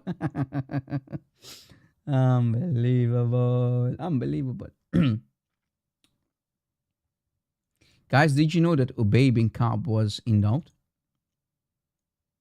Did you know that Muhammad, when he came supposedly with the 7 ahruf, did you know that the same Ubay bin Ka'b that we just read from earlier, this Ubay bin Ka'b who said that there are 213 ayahs missing from Surah Al-Ahzab, he was in doubt. Did you know that? Let me show you. Ubay bin Ka'b doubting Islam and Muhammad, yes. Again, this same companion, the famous companion, Ubay bin Ka'b, he doubted Muhammad. Did you know that? He had doubt about Momo and Islam. Imagine the famous companion himself, Ubay bin Ka'b. He had doubt about Muhammad and Islam. يخرب بيتك يا Ubay bin Ka'b. Exactly. Rob, can you prove it that he was in doubt? Yes. Imagine, guys, if the early Muslims were in doubt and they were becoming apostates, what about today's Muslims who are leaving Islam? Watch. Don't take my word for it. It is the proof. This is about the supposedly Quran revealed in 7 ahruf. Guys, we did a beautiful live show the other day about the qira'at and the ahruf, right? So if you're interested to go watch it, it's under the tab live, okay, on my YouTube channel. If you go to the live section, the live tab, you'll find that awesome live stream that we did about the qira'at and the ahruf. So let's read this hadith, guys. You ready, everybody? This is very, very important hadith where you see that the Sahaba were in doubt. Watch. In Sahih Muslim, hadith number 820a. And here is the link. Let me give you the link. Very important hadith, guys. I see that the reverser also provided the link. That's awesome. Thank you, brother reverse, and thank you, admins. God bless you. Guys, keep our admins in your prayers, please. And if it's not too much us, also keep me in your prayers. Pray for our shortcomings, please. We need you in our prayers. We need you in your prayers. Forgive me. Any Muslim? Hello, Daniel. What's up, Daniel? God bless you, man. Nice to see you. Welcome. Ubay bin Ka'b, who? The same guy, Ubay bin Ka'b. Do you see him? Yeah, it's him. Rob, it's him. Yes, it's him. Ubay. Look, Ubay bin Ka'b says, and I quote, I was in the mosque when a man entered and prayed and recited the Quran. Muslims don't corrupt the Quran. Qurin? What is Qurin?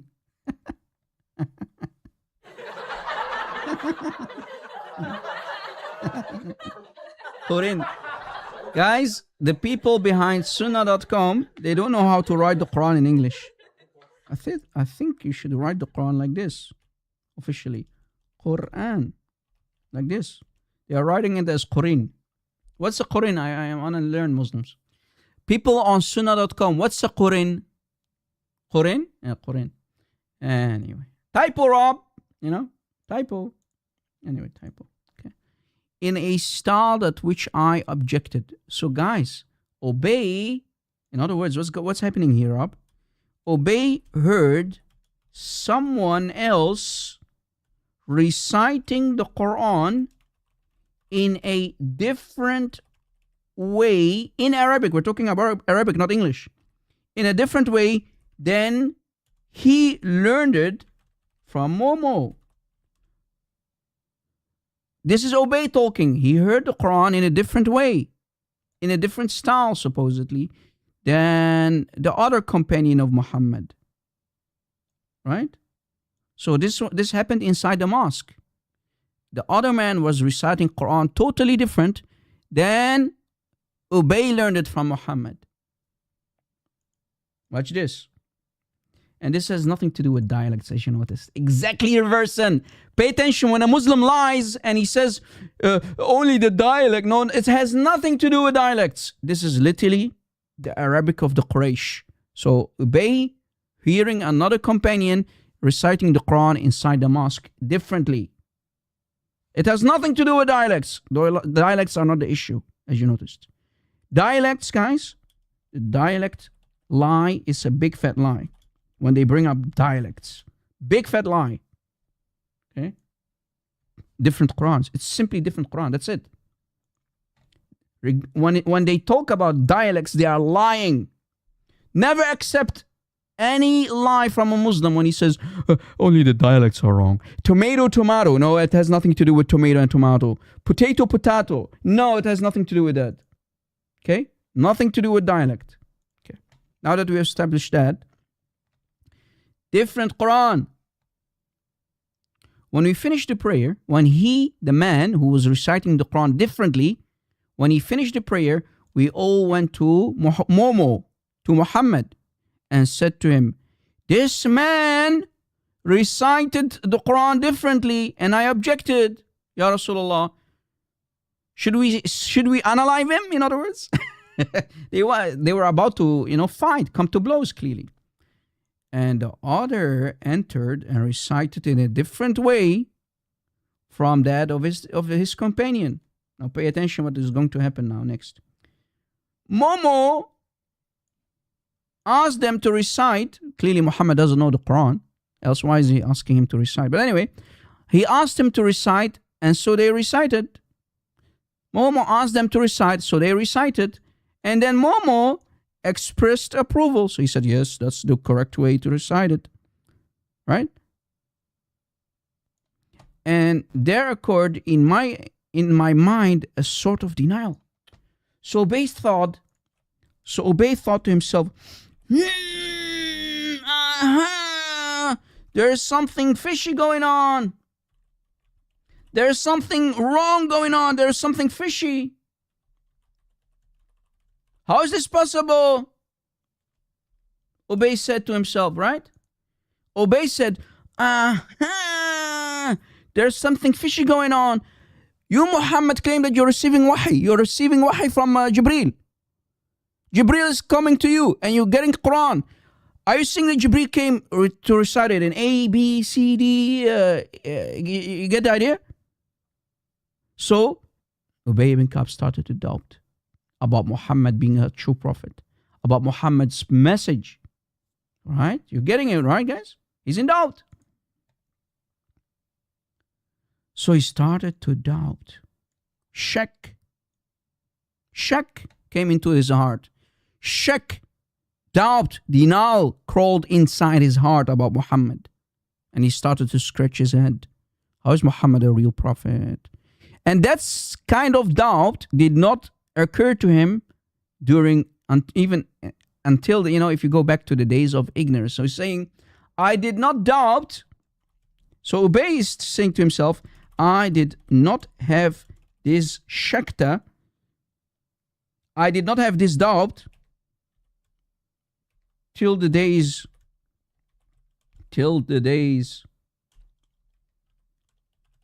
of Al-Jahiliyyah about Muhammad. Because remember, in the beginning, they did not believe Muhammad, right? In the beginning, they did not accept him as a prophet. But when he came back with the sword, things changed, right? When Muhammad became violent. As long Muhammad was in Mecca for the first 12 years, between the year 610 all the way to 612, right? People did not accept him. Only a small number of people, around 70 to 100 maximum. But when Muhammad went to Medina and he bought himself an army with the wealth and money of Khadija, and he started to even rob caravans, he became a caravan robber, he got himself an army and he went back to Mecca to conquer it, things changed. Convert or else. Remember? Or else you'll get the sword on your neck. That's how Islam started to grow, not because Muhammad was a true prophet. They knew, guys. They knew this guy's a fraud. And he even failed the 3 questions, remember? The 3 questions that they fired at him. And Muhammad said, I forgot to say, inshallah, come tomorrow, come back tomorrow. And then they kept coming and coming and coming back. And for 15 days, no wahi. Muhammad needed time to buy himself some time, right? To cook up answers. Yeah, and he still failed the 3 questions, remember? We did a live show also about that one recently, right? So guys, Ubay himself started to doubt Muhammad. How can the other companions who speak the same Arabic as I do recite the Quran differently? Different meaning, contradictions. Aywa. When Momo saw how I was doubting, how I was affected with doubt, he struck my chest. So Muhammad laid his hand on him. Let me lay my hand on you, bro. So he struck him on his chest. Box. Box on your chest. Box on your chest, brother. So Muhammad literally punched the man in his chest. Why are you in doubt? Whereupon I broke into sweating. So the guy started to sweat and felt as though I were looking at Muhammad with fear. He started to fear for his life. Ubay feared for his life. Remember, Muhammad was violent. Maybe he would ask Umar to cut off his head, right? He feared for his life. He started to sweat. Do you see how the early Muslims describes and the Sahaba, like Ubay bin Ka'b? Remember, Muhammad said, go to Ubay bin Ka'b, go to Ibn Mas'ud to learn the recitation of the Quran. This is the same Ubay. This is the same Ubay who said that 213 ayahs are missing, right, from the Quran. This is the same Ubay. And this same Ubay doubted Muhammad until Muhammad laid hands on him. The guy started to, fear for his life, clearly. He was looking at Muhammad in fear. What will happen to me? I'm doubting Muhammad. Now, let's continue reading. He, Muhammad, said, there is nothing called holy in Islam. False translation. Muhammad said, Ya Ubay, a message was sent to me to recite the Quran in false translation again. Stop with these English translations. A message was sent to me from Jibreel, supposedly, to recite the Quran in one harf. One harf. One letter, supposedly. Harf means letter, by the way. And I replied, make things easy for my people. So supposedly Momo and Jibreel are talking to one another, right? Ya Jibreel, I want things to make easy for my people. Bring more ahruf. One harf, one letter, exactly. That's the literal meaning, but nobody knows what it is. Remember, there are 40 different opinions about what the ahruf are. We did a live show about it, remember? Right. 40 different scholarly opinions, and not one knows what it is. Remember what this famous scholar Shanqiti said? Zarqashi said? Was it Zarqashi or Shanqiti? I can't remember. It's one of the two, at least. Let's see, who was that again? Let's see. Ahruf. We go to the ahruf. Brother. What are the ahruf? Shanqiti. It was the Shanqiti himself. Shanqiti. Here's the website one more time. Here is the website. Imam al-Shanqiti admitted that nobody knows what it is. Nobody knows. Oh. Forgive me, guys. Let me shorten the URL because the URL is way too long to drop it for you. I need to shorten it. Give me a second, okay, guys? Forgive me. All right. Copy.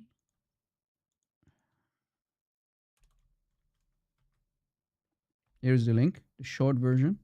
the tiny URL link. I had to shorten the link. This is the link. Yeah. All right. So if we open the link, watch this. Look, a beautiful article written. Okay, an article by Abdul Aziz Al-Qari. He wrote this following article that we can use against Islam. Look what it says.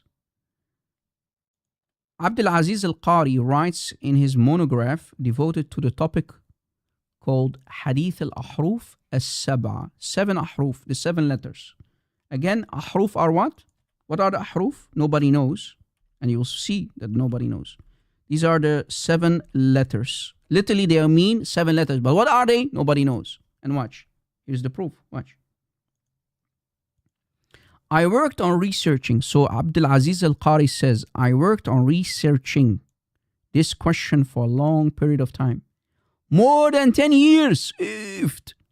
10 year research. Continuously gathering in it the paths of this hadith. So I did a lot of research and its transmission strands, following up the words of the scholars about it, assiduous in giving it due prudence, diligent in making comparison and reflection, self-reflection maybe, steadfast in bearing its difficulty. You see, guys, what's the most difficult topic? Ahruf and qira'at in Islam. The most difficult topic in Islam is the ahruf and the qira'at. Okay? And overcoming the faults on its path until one day my chest grew weary because of it. So guys, the guy had no solution, no answer. So I sought recourse after Allah the Exalted to one of our teachers. So he went to the most knowledgeable teachers of them all. And he is the author of the Adwa al-Bayan. That is Shaykh Muhammad al-Amin al-Shanqiti. Okay? He has supposedly the answer. Who? Muhammad al-Amin al-Shanqiti. Short for al-Shanqiti. Right, guys? So I asked him, Ya Imam al-Shanqiti, Ya Shaykh al-Shanqiti. He asked him, right? So I asked him, Oh Ya Shaykh, Oh Ya Fadilat al-Shaykh, what conclusion he had reached concerning the meaning of this hadith. The meaning of what? About the ahruf. Remember the ahruf, the 7 ahruf. Supposedly the Quran came from Jibreel to Muhammad in 7 ahruf. To which he said, Imam al-Shanqiti said, the conclusion I've reached is that I don't know what it means. Boom. Boom, boom, boom, boom, boom. Emotional, damn it. One more time. Emotional, damn it. One more time. Emotional, damn it. Emotional. Rob, is the button stuck? Yes, sorry guys, the button is stuck. Emotional, damn it. Enough. Guys, in other words, any Muslim who claims that he knows what the 7 ahruf are, he's a big fat liar. Any Muslim, all Muslims on this planet, they don't know what it means. They don't know what the ahruf are. They don't know. Because why? Because Muhammad did not explain what they are. He only said all of it's Quran. Wait, what? What are ahruf? Nobody knows. Allah did not explain. Muhammad did not explain. Nobody knows. Nobody knows. And guys, I'm still receiving restrictions. So that effect thing clearly is nonsense. Because I'm still receiving restrictions. I'm still receiving restrictions.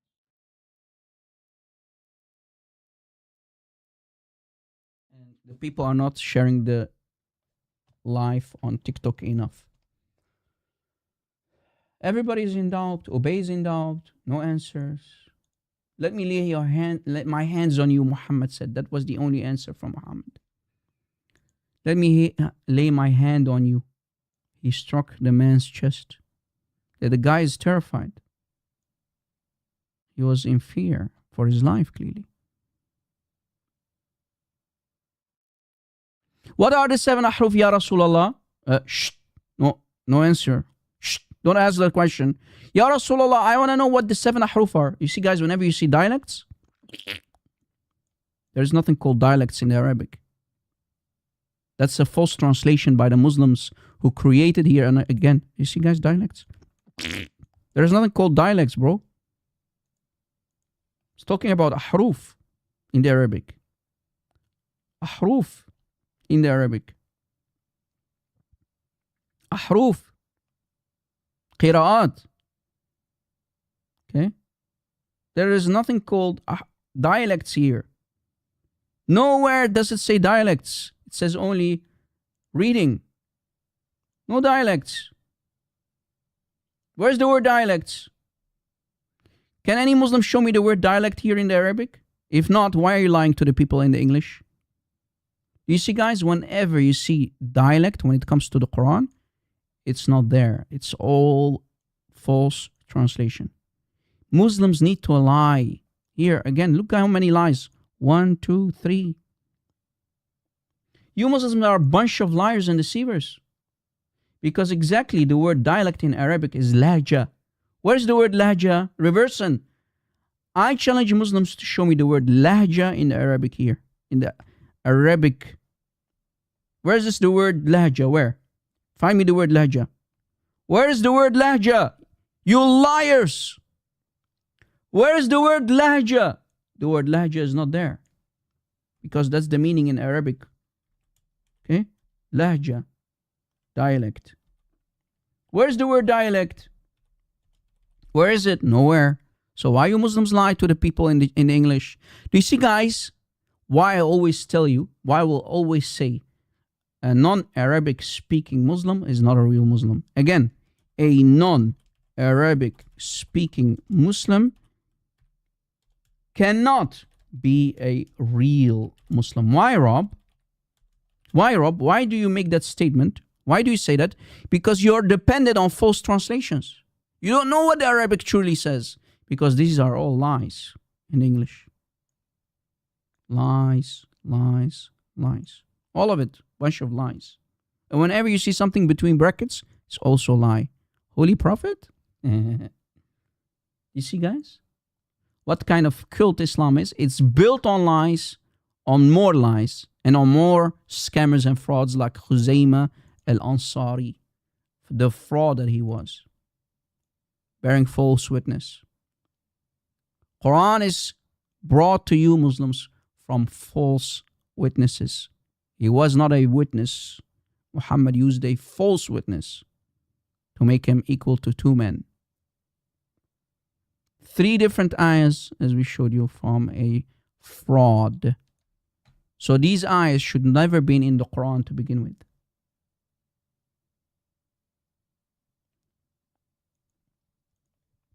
Frauds. Liars and deceivers. That's what Islam is from. Any Muslim? We have a guest, I think. Oh. We have a guest. Hello? Hello? Oh, he left? I don't know. Nothing, no one is coming up. I accepted him, but I don't know what's happening. Maybe he raised his hand by mistake. Can happen. Any Muslim? No Muslims?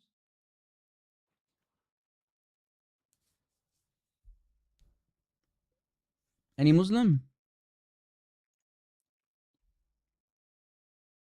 Why did Zaid ibn Thabit destroy the Quran, Muslims?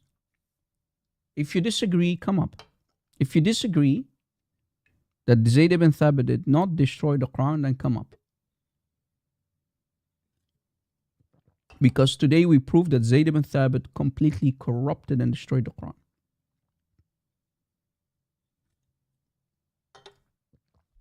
Any Muslim?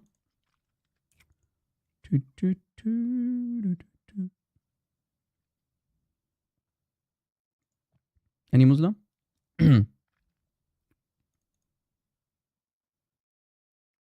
Is there any Muslim?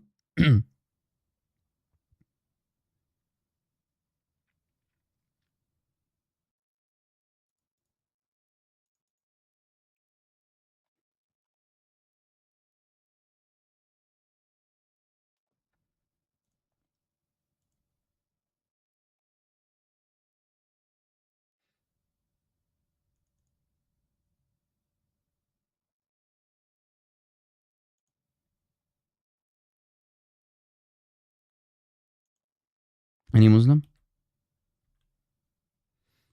Guys, let me do it this way. Remember, according to Muslims, we have 7 canonical readings, right? 7 ahruf are not 7 qira'at, okay? 7 ahruf are not the 7 qira'at or readings, right? The 7 ahruf are not the 7 qira'at. So my following topic is 7 qira'at.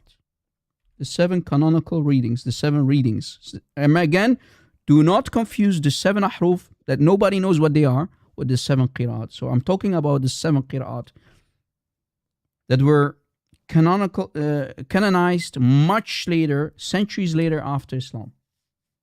For example, by Ibn Mujahid and Ibn Jazari. Okay?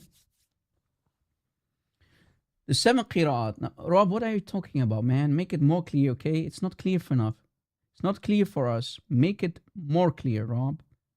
We don't understand you, Rob. Speak in a language that we understand. No problem.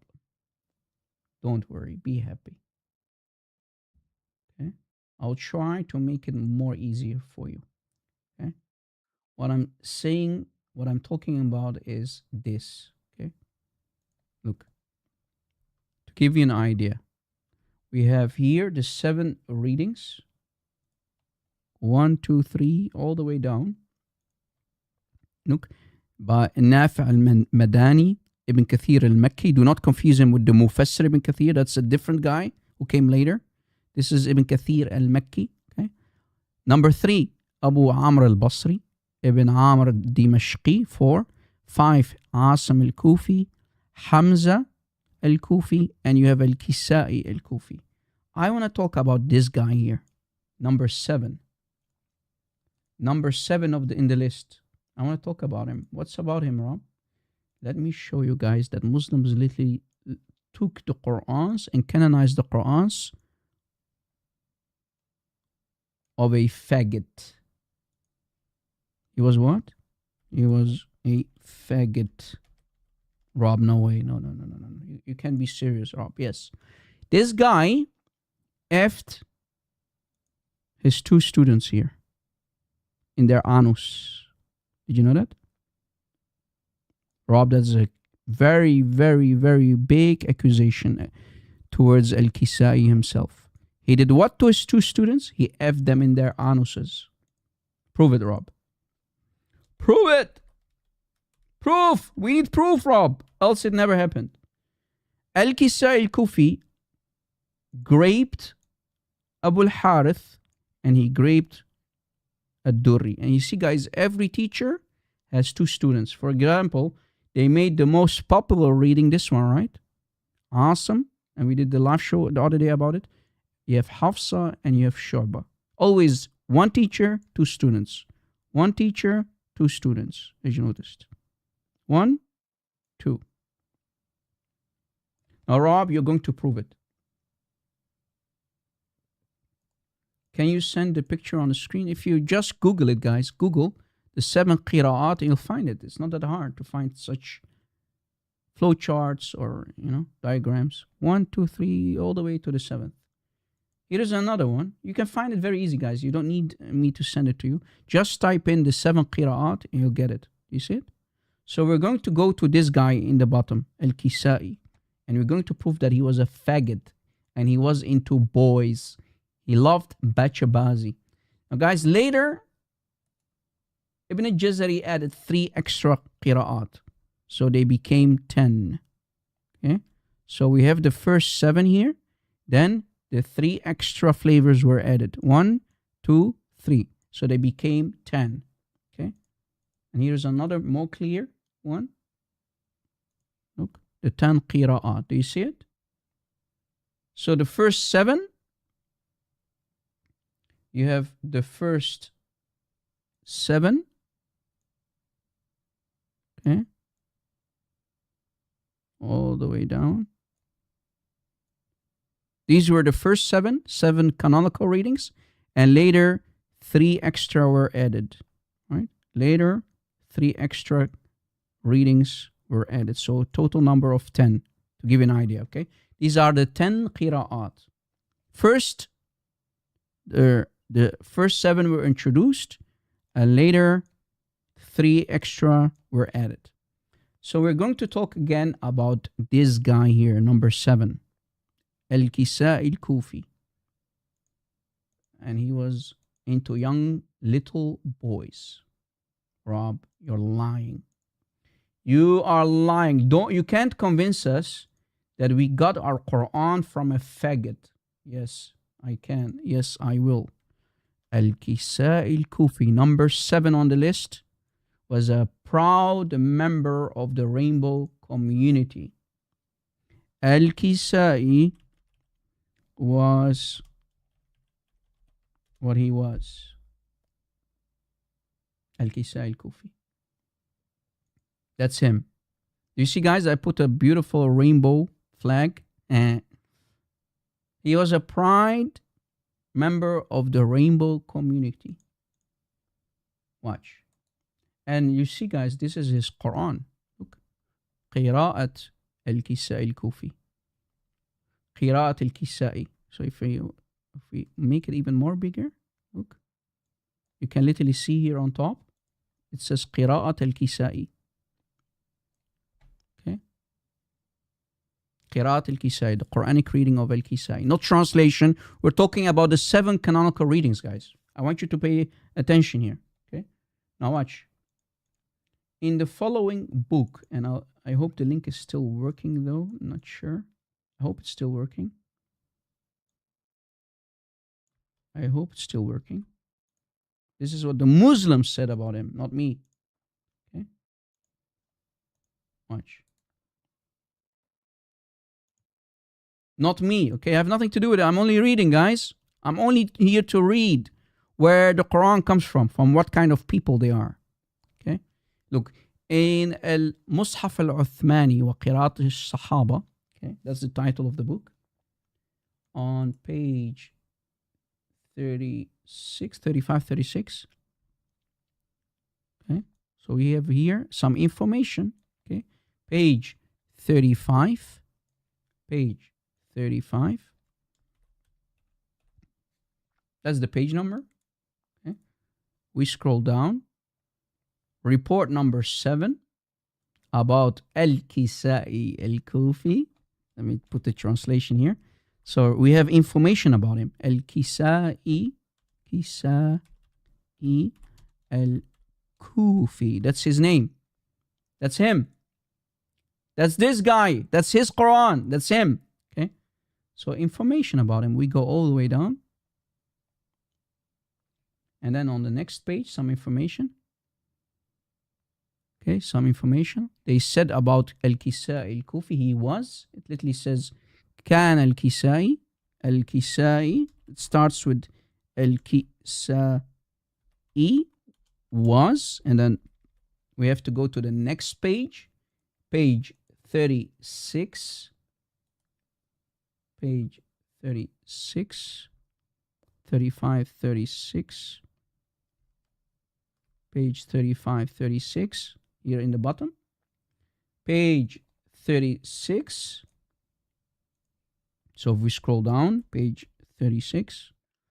What does it say on the screen? He was drinking wine. He used to drink wine. He was always drunk. Nabid. The Arabic word is nabid. He was drinking wine.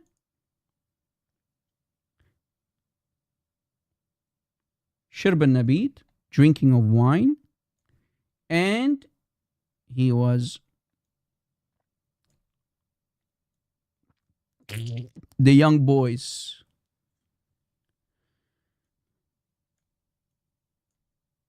You see it? Am I the one saying it, or you Muslims, your scholars are admitting it? So you got your Quran? Oh, I have a comment on the screen. Forgive me, guys. So you got your Quran, the 7th qira'ah by Al-Kisa'i al-Kufi, from a guy who used to young boys in their anus, clearly. Ar-rawqa. Any Arabic speaker knows what this means. This is the word here. He used to F the young boys. He was into boys. And clearly, which boys? Well, the guy is a teacher and he has students. Imagine.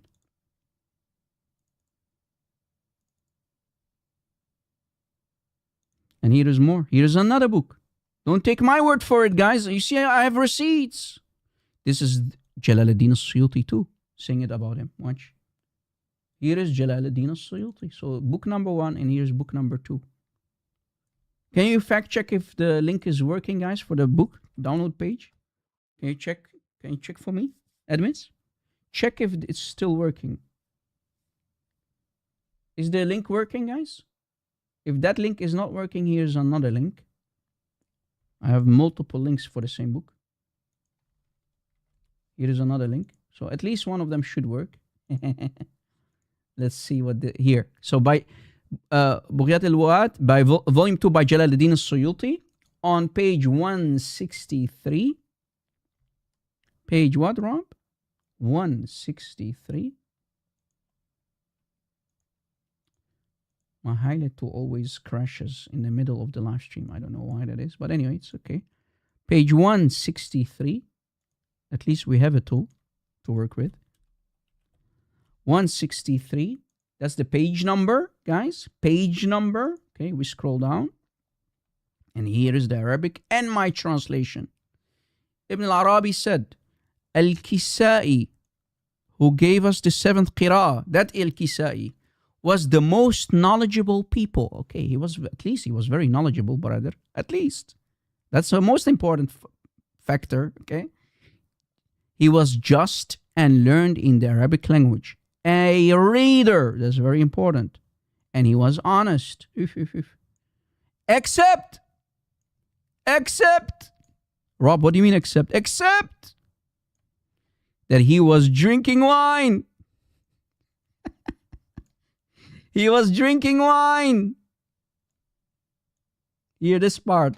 And he used to approach, i.e., oof, beep, ding dong. This is it. He did what to the boys?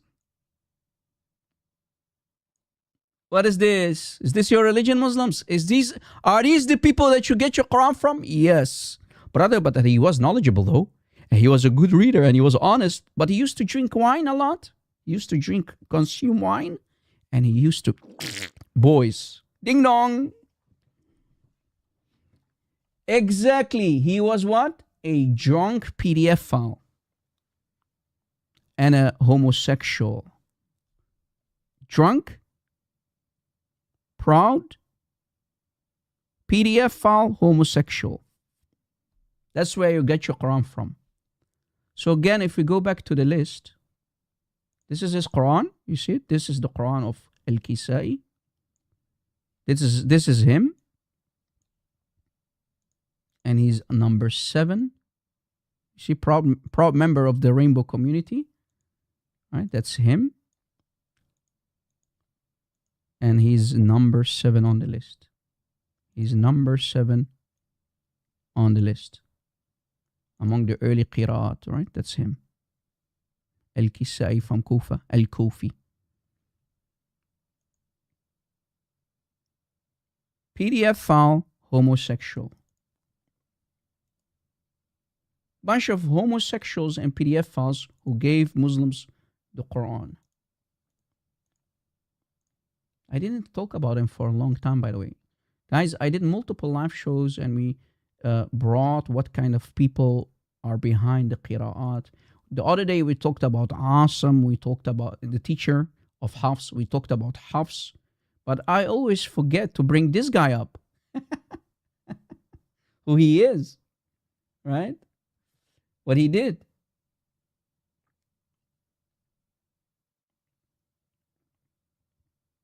Right? Unbelievable. These are the people, guys, behind the qira'at. These are the people behind the qira'at.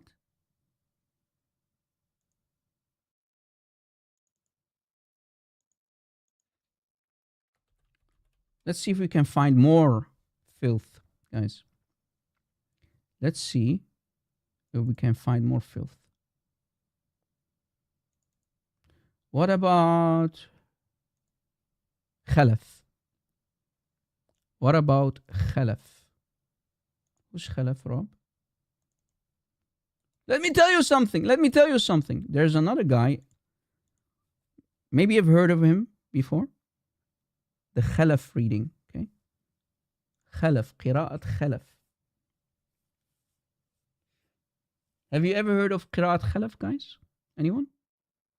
You should know him. That's number what? Number 10. The guy on number 10. See, guys? 10 qira'at. Khalaf al-Bazzar. This guy here all the way in the bottom. So we proved that number 7 is a homosexual PDF file. And now we're going to talk about number 10. So we talked about this guy, and we're going to talk about number 10. Aywa ya akhwan. Number 10 is now his turn. So we have his Quran.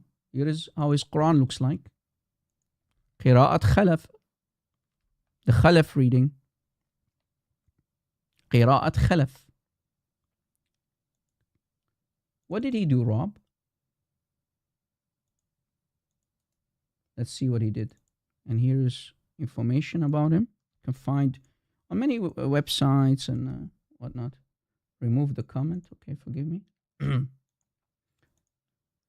So, look what we can find. Look. According to Ibn Jazari, Khalaf, we're talking about Khalaf this time.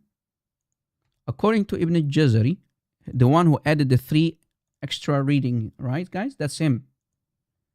Much later, Ibn Jazari added the 3 extra flavors. So first you had 7, and then they became 10. That's him. That's the guy who added the 3 extra flavors, the extra 3 readings, right? He was one of the 10 readers. You see? 10 readers. Okay? According to Al-Aklakai, Abbas al-Duri was asked about the story related on the authority of Ahmad ibn Hanbal regarding Khalaf bin Hisham. Khalaf. He, Ad-Duri, said, I did not hear directly from him, but my associates told me that they mentioned Khalaf in Ahmad ibn Hanbal's presence. So when Ahmad ibn Hanbal was there, they talked about Khalaf, and it was said that he used to drink. Khalaf himself used to say, I've performed my prayers repeatedly for 40 years, during which, in accordance with the rulings of the Kufans, so he admits that he used to drink wine. Yallah. I thought drinking wine is haram. They will flog you, they will use flip-flops on you if you drink wine. Yet the people behind the qira'at, they are proud, and they even admit that they used to drink wine. They used to F little boys. I mean, what's left? Do you see it, Muslims?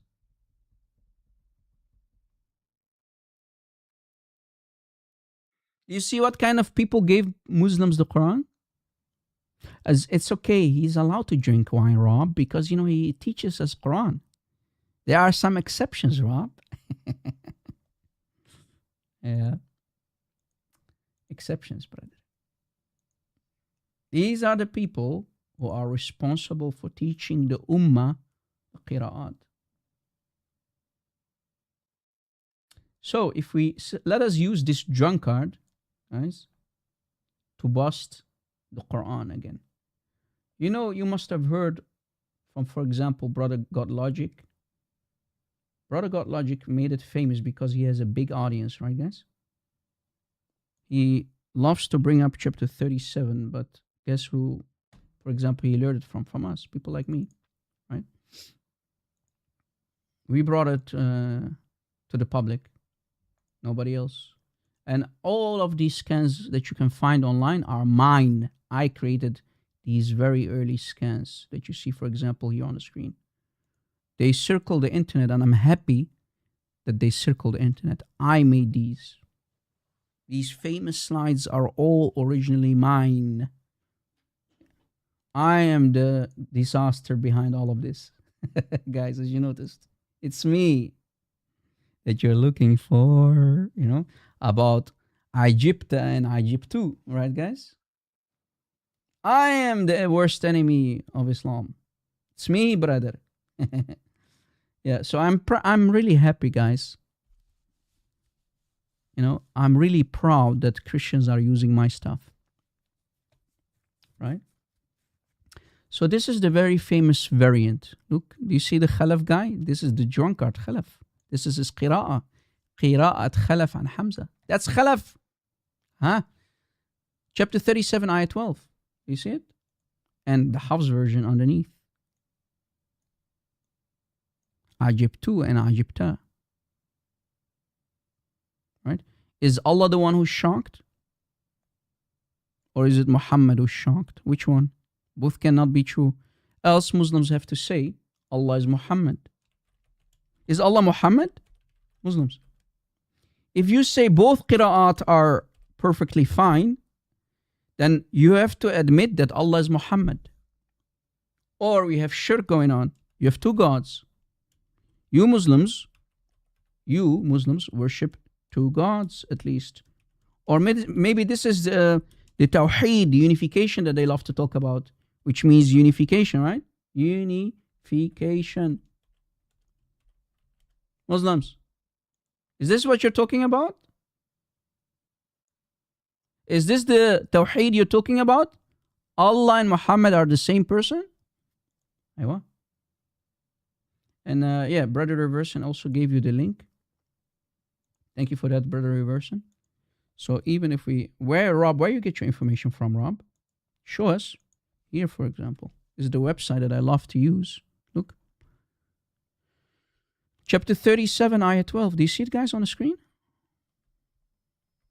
Chapter 37. So I'm trying to make it big. When you are comparing the qira'at, the Arabic qira'at, chapter 37, ayah 12. بل عجبت أو بل عجبت ويسخرون. Is it عجبت or عجبت?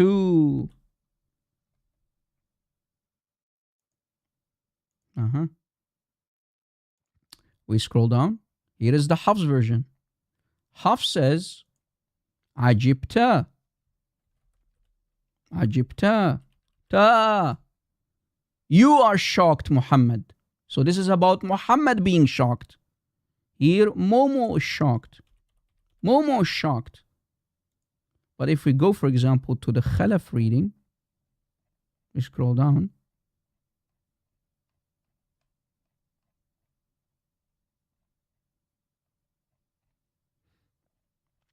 We have to scroll all the way down, for example, to find the variant. Here, Khalaf. Here's the Khalaf. Allah is shocked. You see the variant with the purple, guys? Allah is shocked.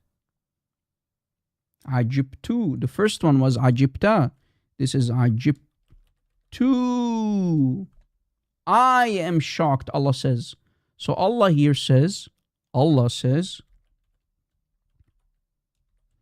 I am shocked. So who is shocked? Allah or Muhammad? I or you? Exactly. I am shocked versus you are shocked. So one says, you Muhammad, you're shocked, and the enemies mock in the context. You are shocked, Muhammad, and your enemies mock. But Allah in a different qira'ah, in this case the Khalaf version, here on top, Khalaf version, the Khalaf version, right? Khalaf, qira'at Khalaf says, I, Allah, am shocked. Chapter 37, ayah 12. So what I did, guys, as you noticed, I only took screenshots and I put some details on it. And I'm happy that my screenshots became famous on the internet and everybody is using them. Glory to Christ. Glory to Christ, man, that people are using it. Now, guys, what did the early Muslims do with these variants and contradictions? Because this is clearly not only a variant, not only is this a variant, but also a huge contradiction in Islam, in the Quran. Right? Huge contradiction. Not only a variant, but it's also a huge contradiction, because who is shocked? Allah or Muhammad? Or you have to admit that Allah is Muhammad. Right? Is it Allah or is it Muhammad? Which one? Hafs? Khalaf. Khalaf Hafs. Anyway. Now let's see what the early Salaf said about this. Okay? What the early Salaf said about this. If we go to the book of Ibn Taymiyyah. Watch. This is Ibn Taymiyyah. How can Allah be shocked? Exactly the version. That's another disaster. Allah is a human. Clearly Allah must be a human. I don't know. ما ندري. The book of Ibn Taymiyyah, guys. مجموع فتاوى Ibn Taymiyyah. مجموع فتاوى Ibn Taymiyyah. شيخ الإسلام Ibn Taymiyyah al-Harrani. Ibn Taymiyyah. Short for Ibn Taymiyyah. The teacher of Ibn Kathir. Let's hope for Ibn Kathir that Ibn Taymiyyah was not like Al-Kisai, who did to the young boys. Well, big chance, Rob. All right. Yeah, big chance. Yeah. Look, on page 492. Page 492. And reversing, you can confirm in the chat, brother. Before Muslims say, Rob, you're lying in the translation. No, Habibi, no. We are leaving the lies for you Muslims. The lies are only reversed for you Muslims. They are for you, not for us. 492. Page 492. You see, guys, we have the receipts. What does it say, Rob, on the page? Well, this is what it says. وكان القاضي شريح. Who is القاضي شريح? Rob, who is القاضي شريح? One of the tabi'is. Okay, he was a tabi'i. What is a tabi'i, Rob? A tabi'i is a student of the Sahaba, of the companions of Muhammad, right? So the students, the successors of the Sahaba. Remember, Muhammad said the best of creation are the first three generations. So this is the second generation, okay? The student of the companions of Muhammad. Did you catch it? Okay. This is him. وكان القاضي شريح ينكر قراءة من قرأ بل عجبت ويقول إن الله لا يعجب. If translate reversion. Let's assume that Rob Christian can't translate. Reversion, you translate. What did Qadi Shuraih do, the famous tabi'i? What did he say? What did he do? What did the student, the famous student of the famous Sahaba of Muhammad, what did he do? Al-Qadi Shuraih rejected the reading that said, I was shocked. And he says, what was his reasoning reversion? Last part. And said, Allah cannot be shocked. So guys, what's going on? The early Muslims used to cherry pick. The early Muslims, the students of the Sahaba, used to apply not only their own logic, but they used to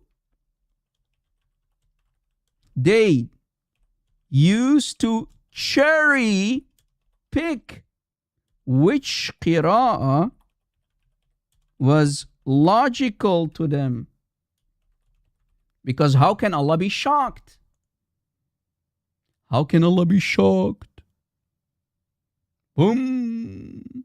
So guys, they applied, listen carefully, the early Muslims applied human logic and they said, wait, I have to reject the qira'ah. We know it's an official qira'ah. We know that the qira'ah ajibtu was official, Allah saying, I am shocked, ajibtu, we know it's an official qira'ah, but I'm rejecting it because it makes Allah look like a human. Allah cannot be shocked. Else, his reason for rejecting was, brother, Allah cannot be shocked, else Allah is a human. Else Allah is a human. Allah has human attributes. Right? His reason for rejecting ajibtu, I am shocked, Allah cannot be shocked. Boom. Boom. Boom. Imagine the early Muslims used to reject qira'at, ya akhwan. The early Muslims used to reject qira'at. The early Muslims used to reject ahruf.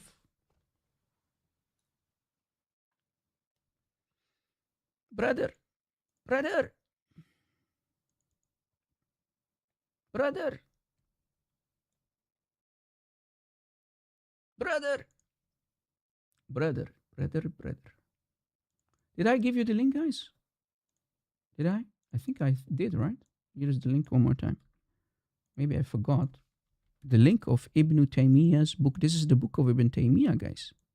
Don't take my word for it. Take the words of Ibn Taymiyyah. All right. Page 492. 492, we can find the information.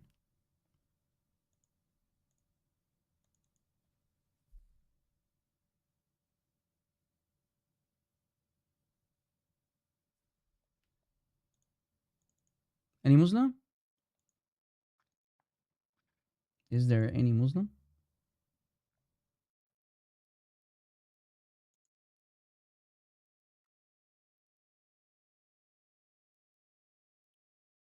Is there any Muslim?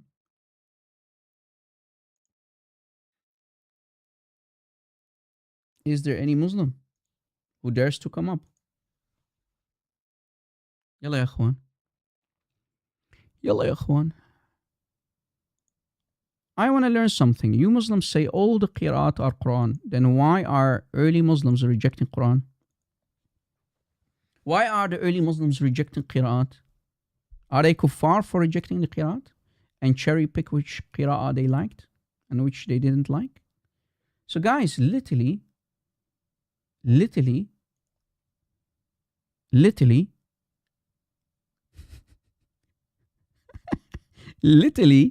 Al-Qadi Shurayh rejected this qira'ah on the screen here.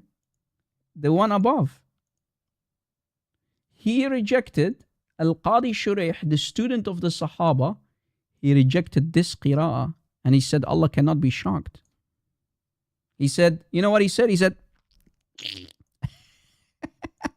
literally that's what he said basically. F yours, I'm not going to use it. Up yours. It makes Allah look like a human. I'm not going to worship a human. But guess what? I have a surprise. What surprise, Rob? Rob, what is your surprise? Guess whose qira'ah it is? Qira'at Khalaf was the qira'ah of Ibn Abbas.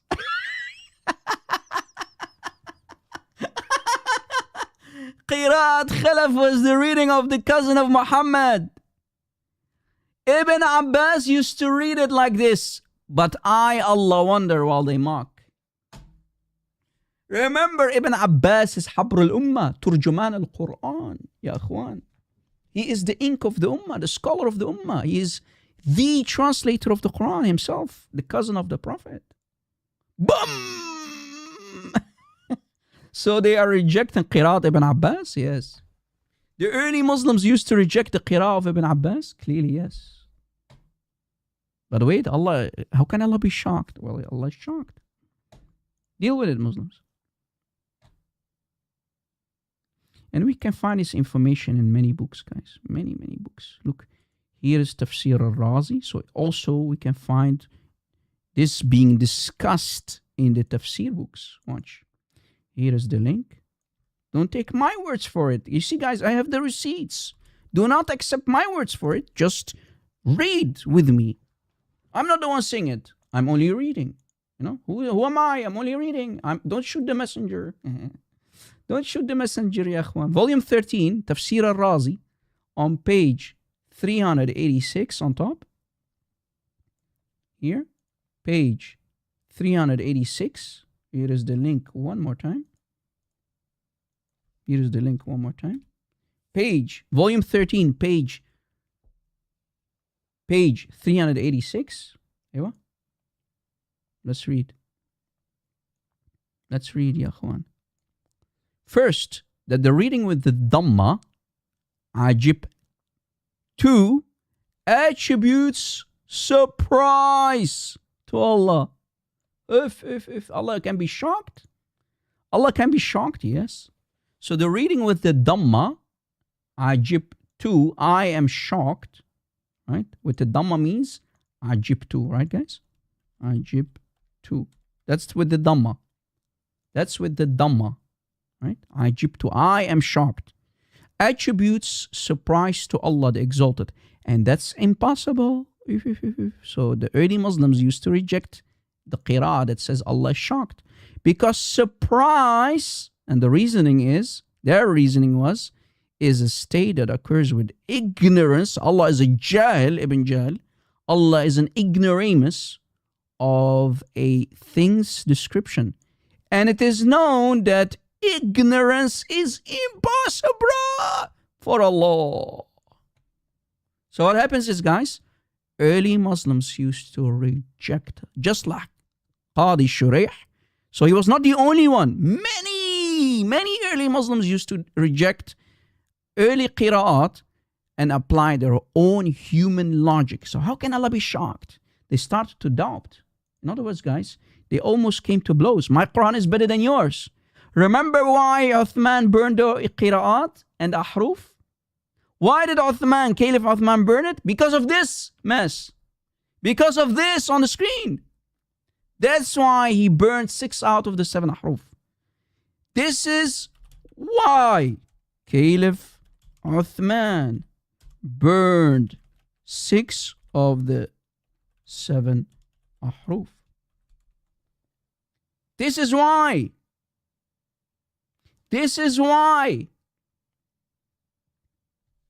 You see, guys? Do you see what I see? And even, guys, if you open the physical Quran, right? So that Muslims don't say, Rob, you get this information from websites. And no. Brother, open your Quran. Open the Quran. This is the Hafs version, right, guys? This is how the Hafs version looks like. Bi-riwayat Hafs an Asim. So this is the Hafs version. Look, if I zoom in, reversing, you can confirm, any Arabic speaker can confirm that it says Hafs. Okay, here. Hafs an Asim.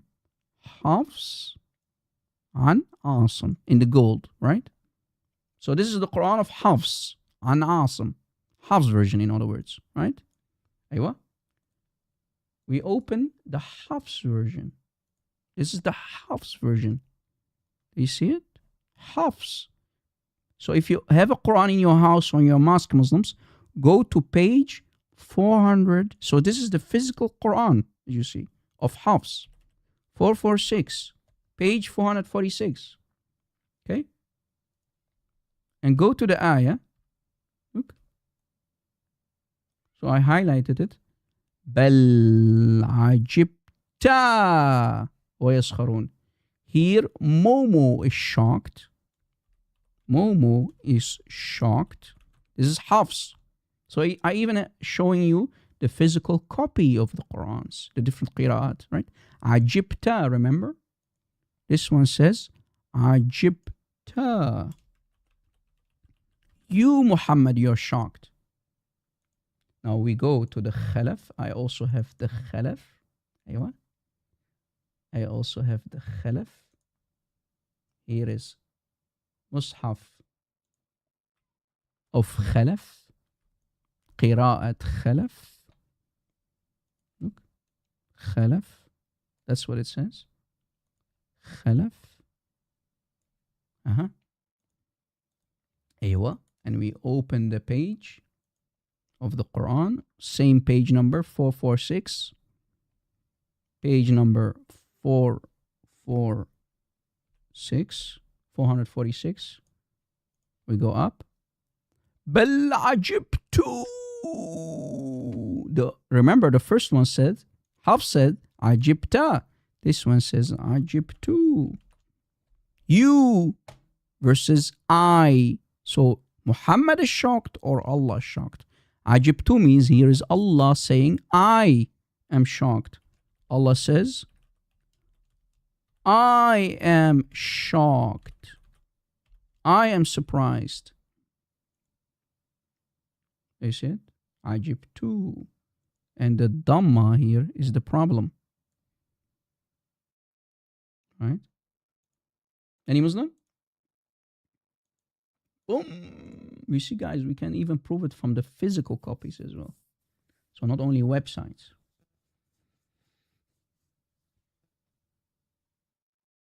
Unbelievable. Do you see it, Muslims? Do you see it? Hafs, عجبت. Khalaf, عجبت. Look at the word here. عجبت with the Dhamma and Fatha. Fatha, Dhamma. Fatha, Dhamma. Aywa. Any Muslim? Maybe a Muslim can tell us which Quran we should use from now on. Which Quran should we use, Muslims? Which Quran should we use? The Khalaf or the Hafs? Which one? Which one is the real Quran? If you're going to say both, then well, guess what? If Muslims, guys, will tell us this, look, if they say this, if they say both are correct, then we have two options. Option one, Allah is Muhammad. What is option two number two, Rob? Option two is we have shirk. And option number three, why the Salaf reject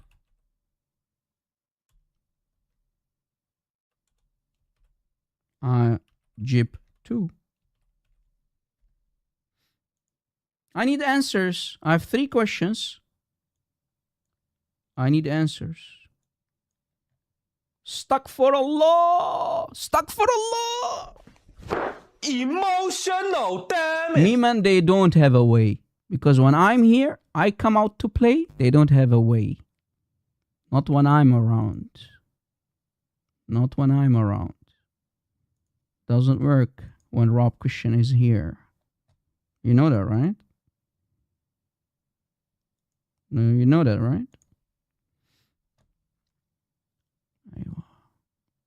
Aywa. Any Muslim? To be honest with you guys, if you want to ask my which qira'ah should we use? Well, we should not use both.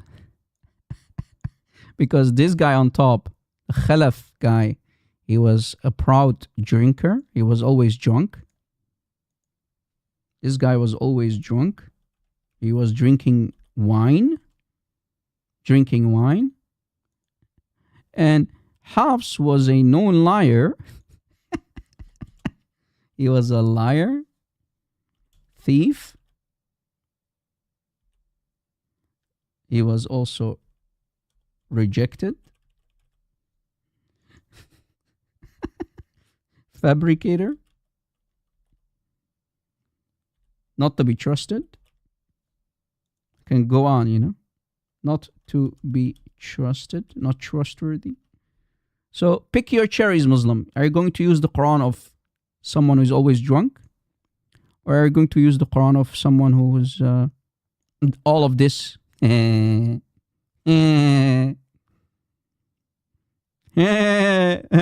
got you by your tail, Muslims. I got you by your tail. Are you going to use the Hafs qira'ah from Hafs, who is a known liar, a thief, rejected in hadith, known fabricator, not to be trusted? are you going to use the Quran of Khalaf and no drunkard? You see, guys, when I say something, I got all the keys. I got all the keys, guys, for this cult. If you want to go to the left, I will catch you. You go to the right, I will catch you. You go to the middle, I will still catch you. You're going to be squashed like a grape. You walk in the middle, you go to the left, you go to the right, I will catch you. And in the meantime, guys, the Muslims are all terrified. All of these little dawah bros are all terrified. I'm scared. Call. I'm not calling you, call. I'm too scared, brother. Muslims, we demand answers. And I'm sure the gullible Muslims who are listening, who don't have much knowledge about qira'at and haruf, they demand answers too. Muslims without knowledge demand answers. They are getting doubts and shubuhat. Dawah bros, call in. Mimi Hijab said, I'm not calling. Adnan Rashid says, you call. Farid Response says, I'm too scared. I'm scary, bro. You see, guys? They don't want to lose face. Because they know what I will do to them. They know what I will do to them. Any Muslim?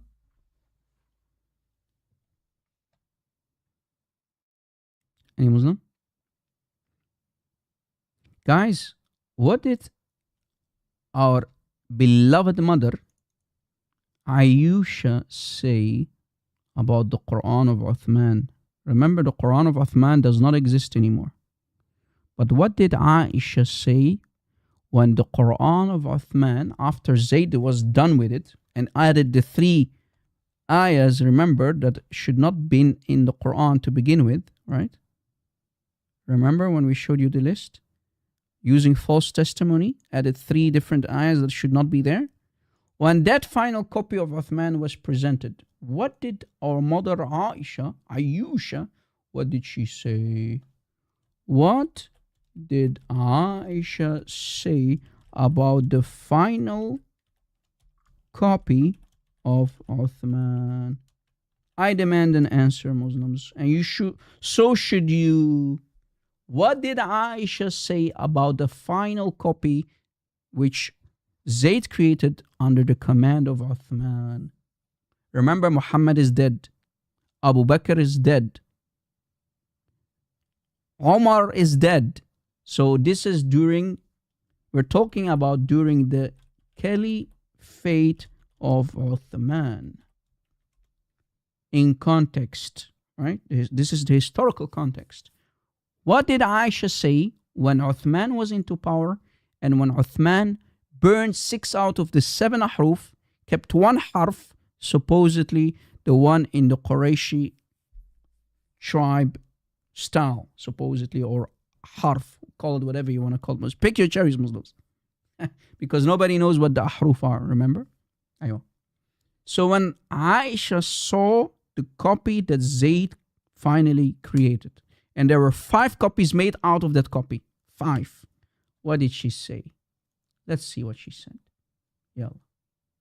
What did our mother Aisha say, Rob? That's the question that the Muslims should ask. What did Aisha say? That's the $1 million question.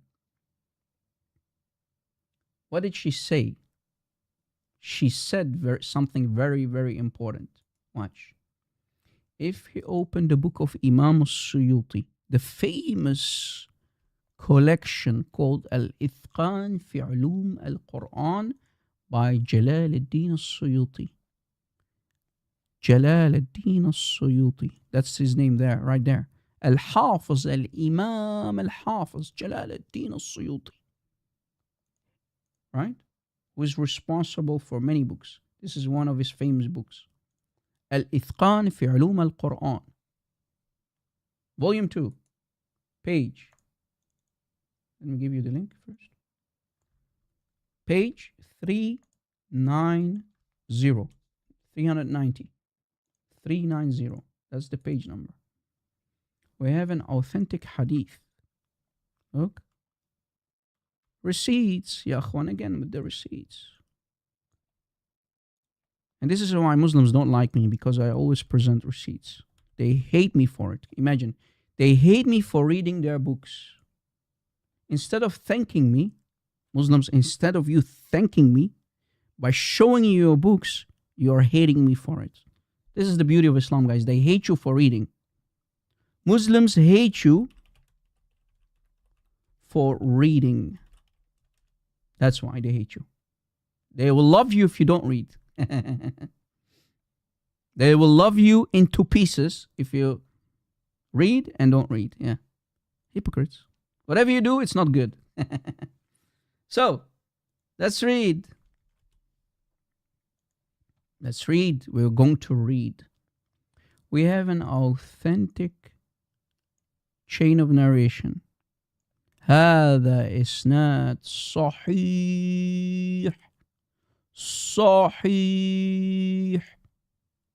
صحيح على شرط الشيخين. So this hadith is sahih, like Bukhari and Muslim combined. The two collections, right? Bukhari and Muslim. So it's authentic like any Bukhari or any Sahih Muslim hadith. Because it says, على شرط الشيخين, the two sheikhs, meaning Bukhari and Muslim. When it says as-sahih, it refers always to Bukhari. When it says as-shaykhain, Bukhari and Muslim. I explained it the last time, all right, guys? Remember? Yeah. So let's translate. We're going to translate. After the from, it says that Aisha was asked. Who? Aisha was asked. Aisha was asked about three, not one, not two, but three different ayahs. عن لحن القرآن, about the Quran, about Allah saying, قوله تعالى, إن هذان لساحران. Chapter Surah Al-Taha, ayah 63. Surah Al-Taha, ayah 63. وعن قوله تعالى, والمقيمين الصلاة والمؤتون الزكاة. Surah An-Nisa, chapter 163. 162, forgive me. Surah An-Nisa 162, which is chapter 4, 162. وعن قوله تعالى, إن الذين آمنوا والذين هادوا والصابئون.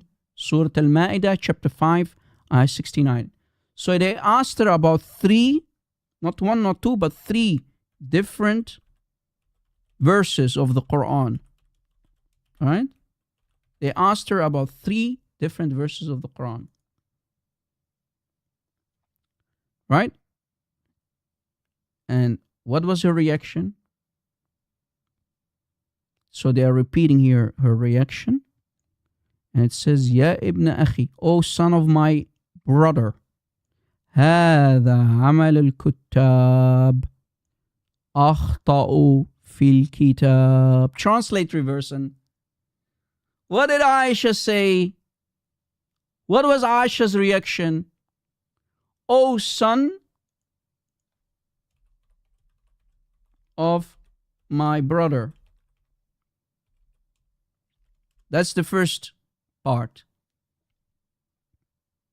So they are repeating what Aisha told them, right? That's the first part. O son of my brother. In other words, O nephew. You get the idea. This is the work of the scribes. This is the work of the scribes. And this part, أخطأوا في الكتاب.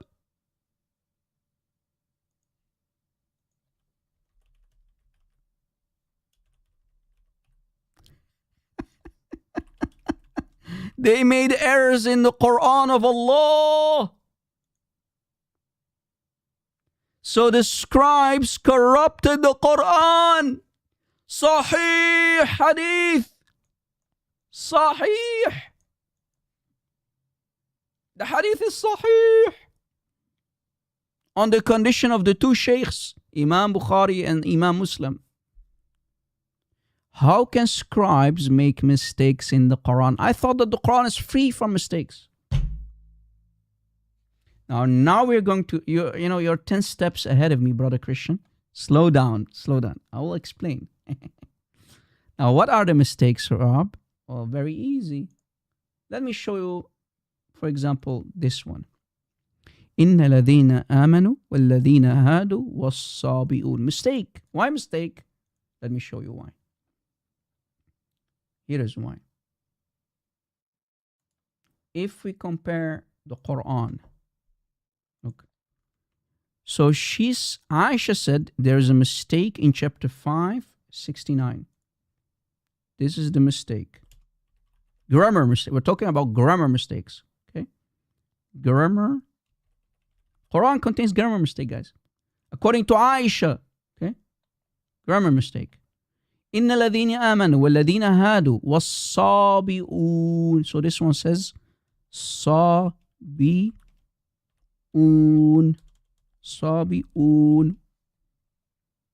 Sabi'un. Hear this word here. Okay. And this one, same, it's literally the same ayah in chapter 22, ayah 17. So 2 chapters where you can compare literally. One has no grammar mistake, the other one has a grammar mistake. The one underneath contains a perfect grammar. Okay, no issue. وَالصَّابِئِينَ.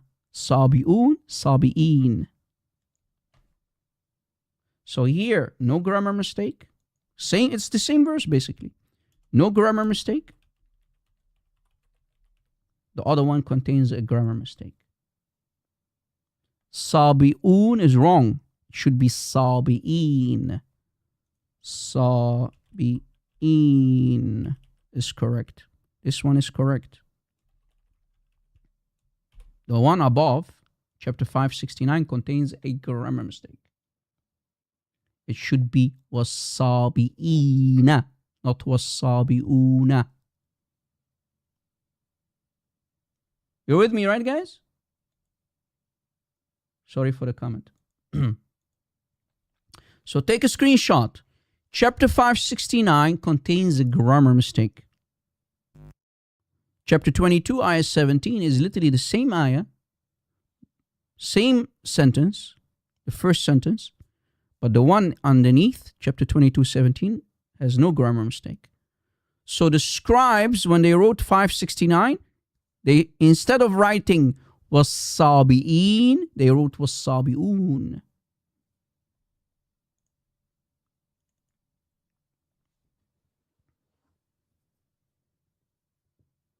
Why is that? Now, this is a bit academic if you don't know Arabic, so I'll explain it anyway. Look, here is why we have a mistake in 5:69. Again, here is why we have a mistake in 5:69. What I'm showing you guys on the screen is grammar rules. We are talking about grammar rules. When a sentence starts with inna, because the ayah starts with inna, the subject ism inna is always in the accusative case, the mansoob. We call it in the Arabic mansoob, accusative case. So these are grammar rules, right, guys? Grammar. We're talking about literally grammar. So when the sentence started with inna, the subject ism is inna, is always and always in, according to the grammar, in the mansoob. Mansoob, which means the accusative. Right?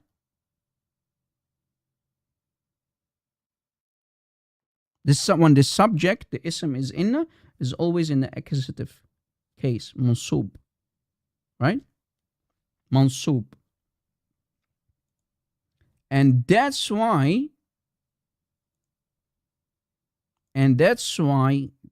this ayah here says, look, inna alladhina, inna alladhina, inna. So this is why it should be in this form and not that form. So this is a mistake. والصابئون is a mistake. Right? Grammar mistake. And this is why Aisha said, look, if we go back to Aisha, right? Not me, Aisha, she said, chapter 5, Surah Al-Ma'idah, chapter 5, ayah 69 is a mistake. That's what she said, not Rob Christian. I'm only reading. So this is the mistake, right? Chapter 5, Surah Al-Ma'idah, chapter 5, ayah 69 contains the mistake. So let me write it on top of it. 69. That's the mistake. Right? Mistake.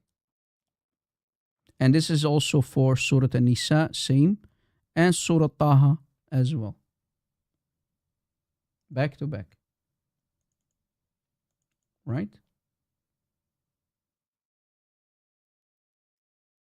So, to make it more clear, so here is another Quranic website that I always love to use. Look. So, 569 contains a mistake. 569 contains a mistake. It should not be wasabi'un, it should be wasabi'in. And that's what Aisha said in this authentic hadith. So Aisha says, hey, boys, we found a mistake in Allah's book. And that's Amal al-Kuttab. The scribes did this mistake. And they left the mistake in it. And I did a video about this, guys. I did a video about this. I've done a video about this. So, clearly, the scribe who wrote this Quran, and that would be Zaid ibn Thabit, according to the Muslims, Zaid ibn Thabit did not know grammar that well. Zaid was bad in grammar. He failed between the, as you see, the marfu', the mansoob, and the majroor, the genitive, accusative, and nominative. Confusing the grammar.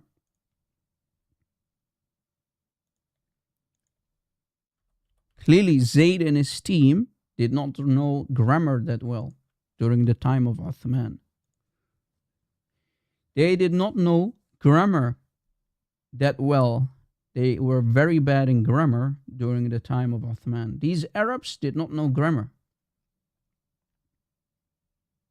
The Arabs, in the time of Uthman, the scribes, they failed the grammar. Right?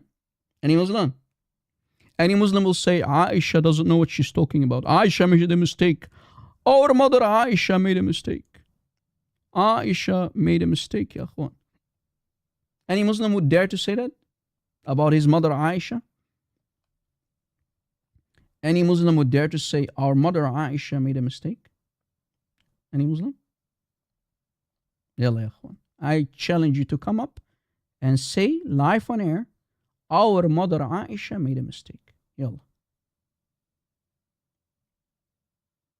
Aisha did not know what she was talking about when she said there is a grammar mistake. All Allah was saying, this is the scribes' work. They made a mistake in the book of Allah. أخطأوا في الكتاب. They made a mistake in Allah's book. Yalla ya akhwan, come up. Do you agree with your mother, Muslims? Do you agree with your mother Aisha? Yes or no? Muslims, do you agree with your mother Aisha? Yes or no? Any Muslim? We don't have much Muslims today, huh? They're all fasting, guys. Feasting. As we speak, they are all feasting, guys. All of them.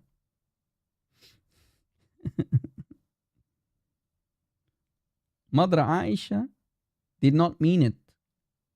It appeared in the Islamic books that Aisha said what she said. She didn't mean it, Rob. Aisha, our mother Aisha, did not mean it. She was joking. Aisha, the mother of the believers, was joking, brother.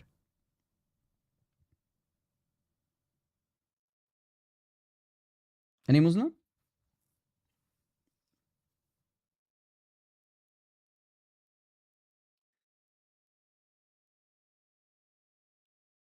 Any Muslim?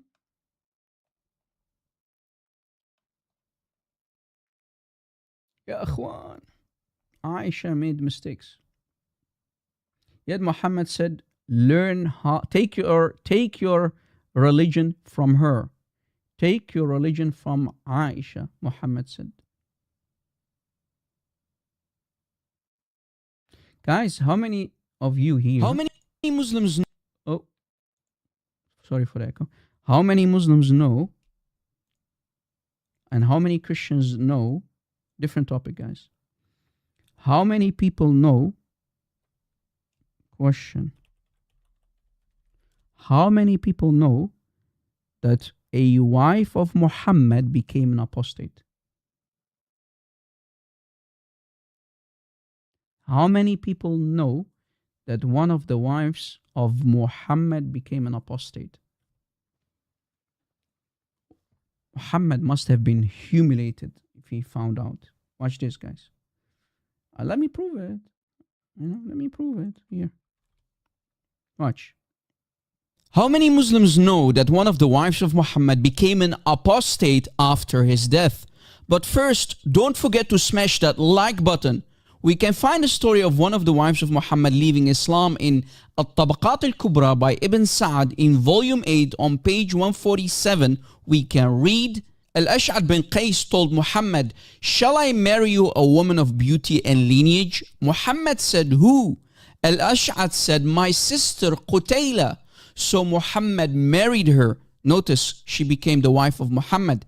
Then her brother Al-Ash'ad left to Hadramut. Then he left the faith, i.e. Islam, when he heard that Muhammad had died. Then he sent her, meaning the wife, back to her land. And he became an apostate, and Qutayla became an apostate, and so did others as well. Later, this same ex-wife of the Prophet even married another man, Ikrama bin Abi Jahl, and Caliph Abu Bakr wanted to burn her alive, but Umar said leave her alone because she is not considered to be among Ummahat al-Mu'mineen anymore.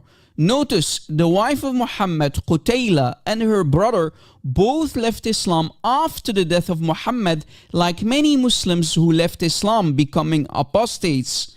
Abu Bakr, as the first caliph of the Ummah, then raised the famous Ridda Wars, the apostasy wars, to bring back the apostates back to Islam by force or else. But wait, you know me, I can't end this video without bringing you the boom. If we go to the Quran in chapter 24, Surah An-Nur, verse 26, we can read, Al-Khabithatu lil-Khabithina wal-Khabithuna lil-Khabithat ila akhir al-ayah. Translation, corrupt women are for corrupt men, and corrupt men are for corrupt women, to the rest of the ayah. Since an apostate is considered to be a khabith in Islam, then Muhammad must be a khabith as well, according to the logic of this verse. So the conclusion is, Prophet Muhammad turns out to be a corrupt and very evil man, according to the Quran. Oh boy. Boom. Don't forget to share this video on...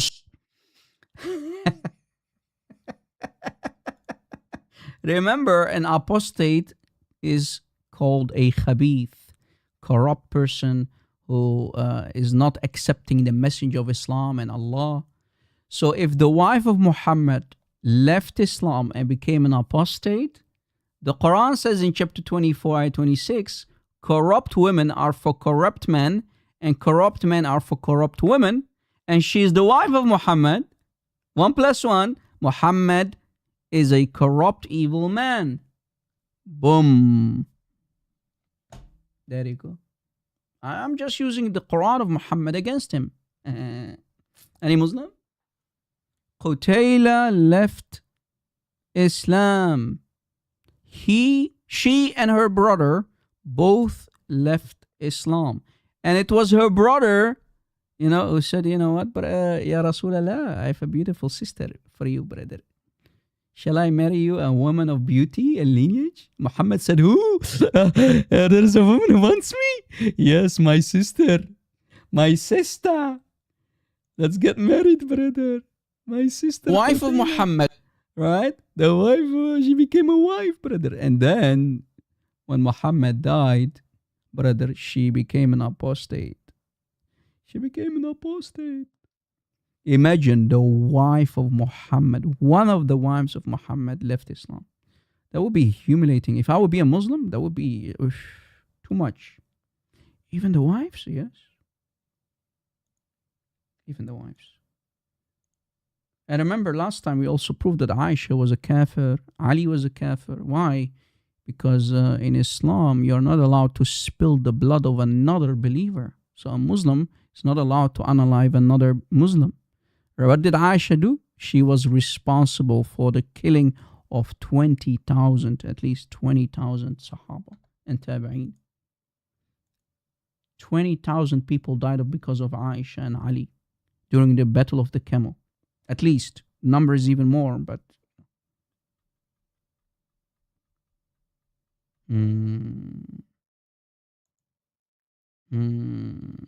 Any Muslim? Any Muslim? Unbelievable.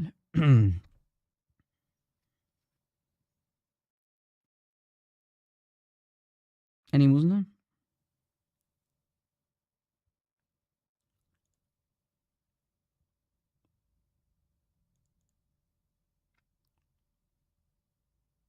Guys, I have a question.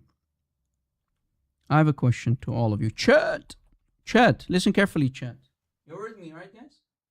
If I say,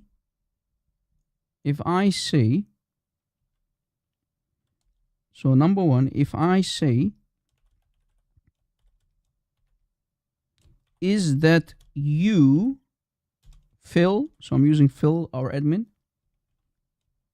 If I say, is that you, Phil? Or if I say, it's you, Phil, is that the same? Is this the same? Am I saying this exactly the same? Is this the same meaning? Is this the same meaning? If I say, is that you, Phil? Or is that you who is hiding behind the tree, Phil? Or if I say, hey, it's you, Phil. No, right? Guess what? We have a variant for chapter 12, ayah 19. Chapter 12, ayah 90 has a variant similar to what I just explained to you. Watch. Chapter 12. Variant, right? Very easy variant. 1290. Hafs versus the rest. One says, is it you, Joseph? Question. The other one says, it's you, Joseph. Right? Right? This one says, this here. Oh, my highlight, I need to. My highlight too, bro, it's always crashing. I don't know. Maybe I should find a better one. But until now, this is what it is. So if we scroll down, guys, pay attention. Whenever you see purple, we have a variant. Okay, whenever we see purple, we have variants. Look. You see already the variants, right, guys? Popping up. Look here. Al-Bazi an Ibn Kathir. So this is Al-Bazi an Ibn Kathir. Can it even be more thinner than that, Rob? Are you creating pasta today for us? Al-Bazi an Ibn Kathir.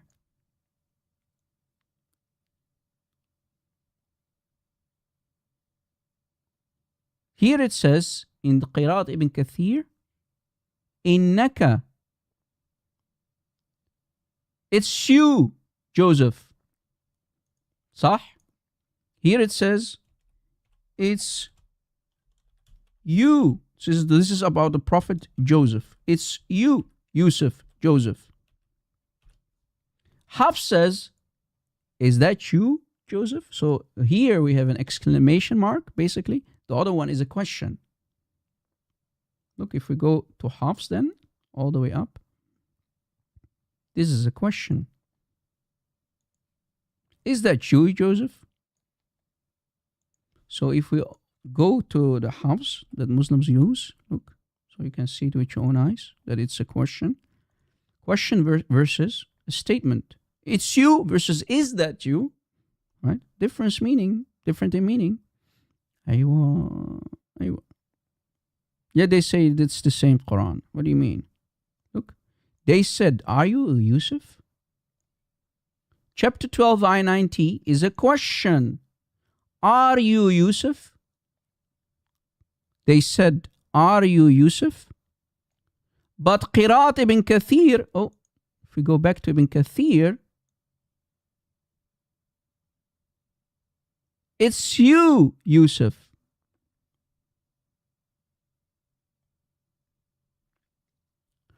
Ibn Kathir. Where's Ibn Kathir? Oh, I need to scroll up. Here. The other one is a question. This is not a question. This one says, it's you, Joseph. Hey, it's you. The other one says, is it you? Question, not question. Do you see it? Any Muslim can answer? Any Muslim can explain these qira'at for me, please? One is a question and the other one is an exclamation mark. It's you, or is that you? Is it you? Is that you? It's you? Is that you? You get the idea, right, guys? And there are many like these, guys, where the meaning is totally changed. Right? Where the meaning is totally changed. So the qira'at are not same. They don't have the same meaning. We have a contradiction. Right? Contradiction. We showed you the other day.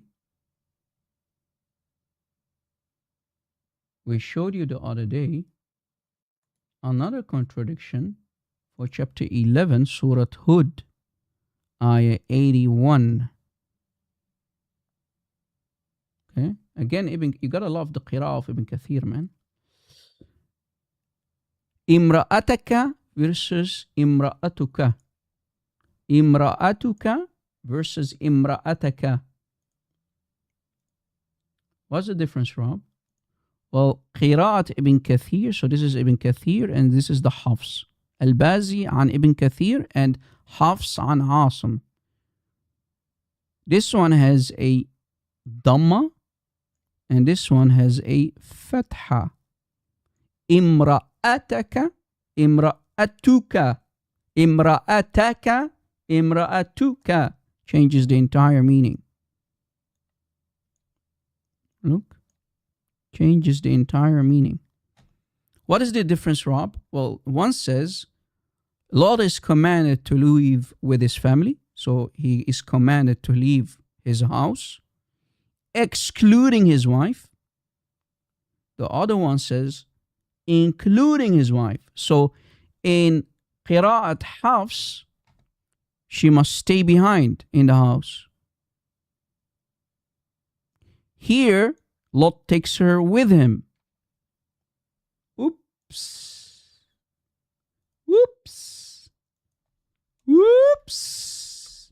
So did the wife stay behind Hafs?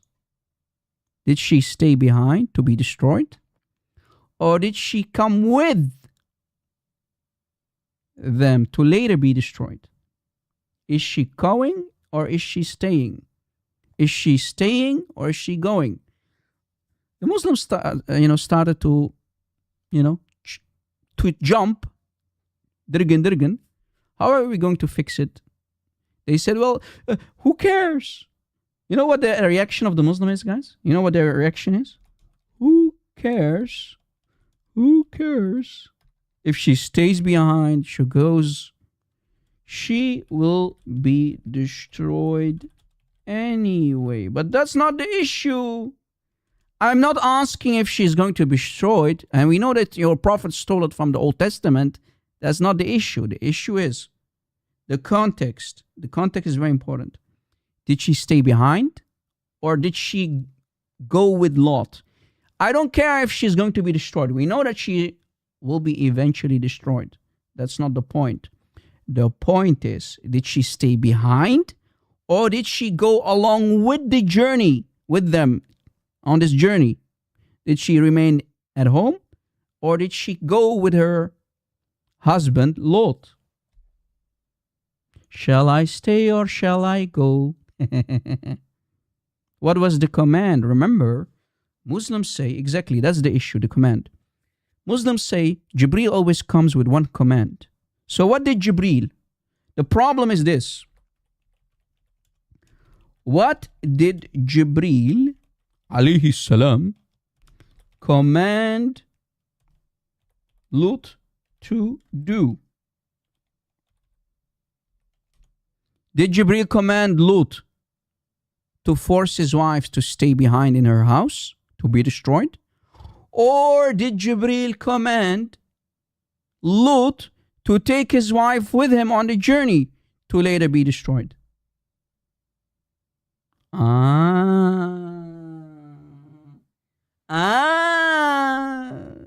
Disaster found in the differences between the qira'at in these beautiful variants.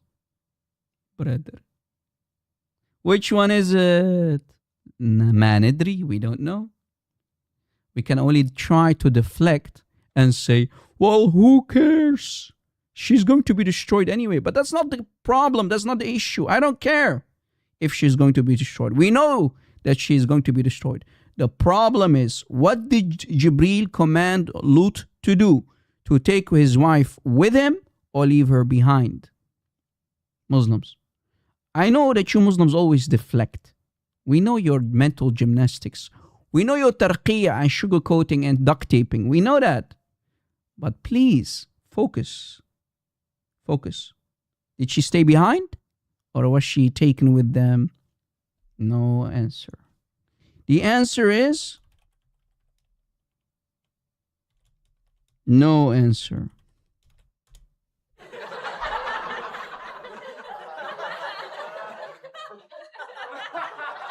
The answer is no answer.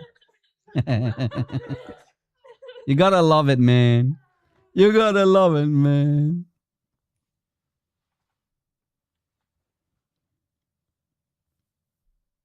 Focus.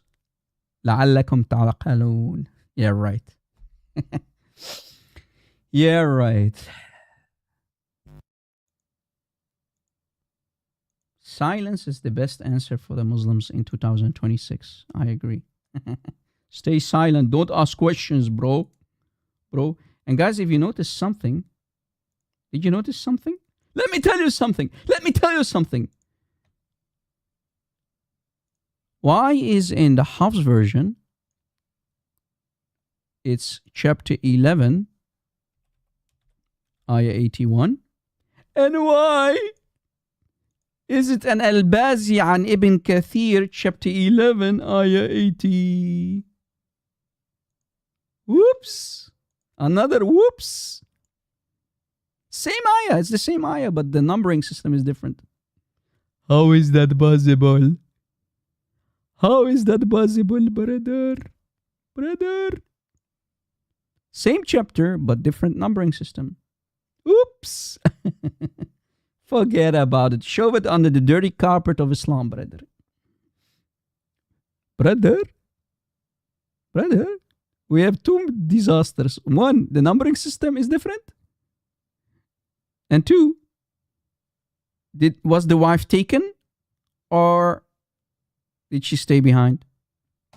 Whoops. Double whoops. Brother, not one waraqa, not one letter is changed, not one haraka, not one harf is changed, not one letter is changed, not one dot, not one dot is changed. Really? Yeah, right. And there are many like these, exactly, brother. So many, so many. I can do this all day, as you notice, guys. I, Rob Christian, can do this all day. All day.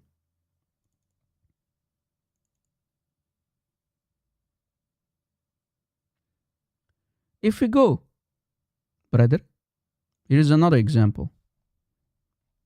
This one is a bit tricky. This one tricky, tricky, brother. Brother, this one is tricky. This one is very tricky, brother. Tricky one. Tricky, brother. This one is very tricky, brother. Chapter 39, take notes, guys. You're with me, right, guys? Chapter 39, ayah 42.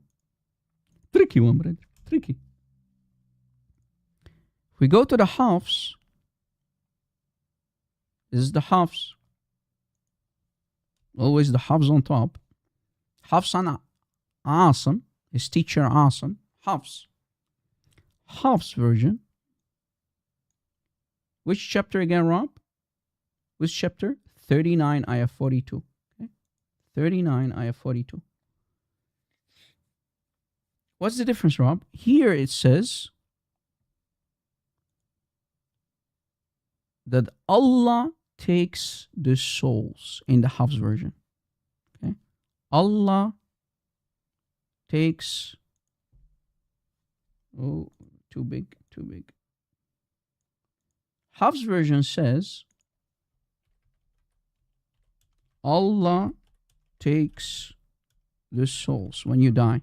Okay? Allah takes the souls. That's the Hafs. But guess what? In the Khalaf version, we go to the Khalaf. The drunkard, remember we showed you that he was a drunk always. Khalaf version. Susi. Where's the Khalaf? Khalaf, where are you, Khalaf? Did I miss you? Here. This one says,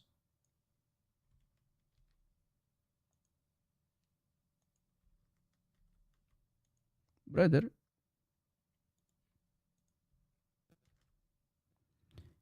the death itself takes souls. So what are you trying to say, Rob? This is what I'm saying. Who's taking the souls?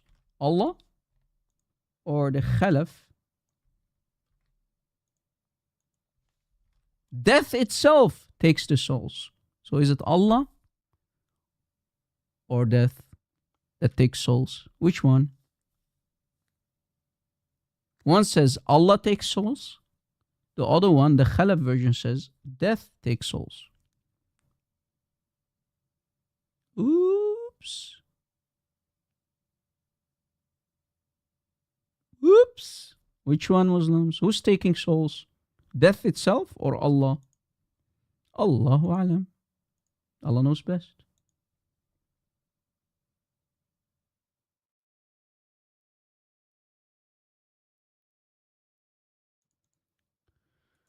Brother.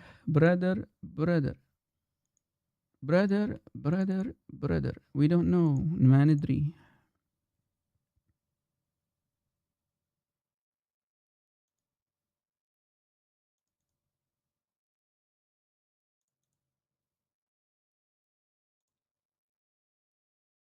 This one is very tricky, but very, very, very clear. Here I took a screenshot, brother. Chapter 567. Maybe you've never seen this one before, guys. This qira'ah, in the Hafs qira'ah, Hafs from Asim, the most popular qira'ah on this planet, it says what? Risalatahu. His message. If we go to qira'at Shu'ba, it's risalatihi,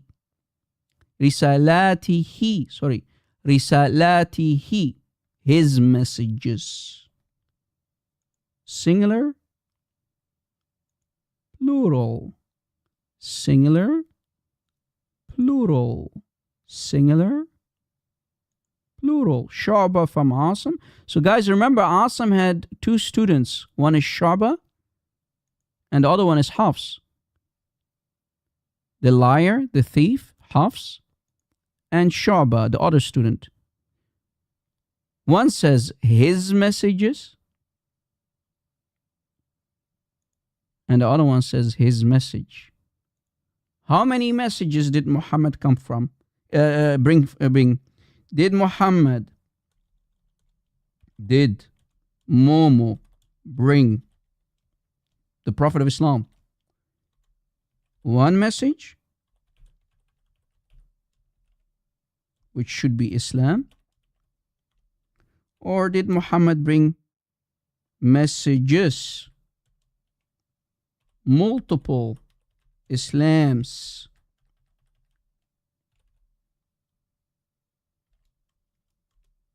Choose. Choose now, 10% off. Choose now, 10% off. Did Muhammad bring one message or did he bring multiple messages? One Islam, multiple Islams. One message, multiple, plural. One, more than one. You see, guys, I told you I can do this all day.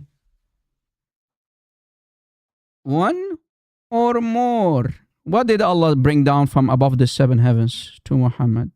One Islam or more than one Islam? Ayo. Guys, I think we have done enough damage for one day. I want to thank you guys for being here. God bless you. Muslims, stay away from Islam. How can this be from God?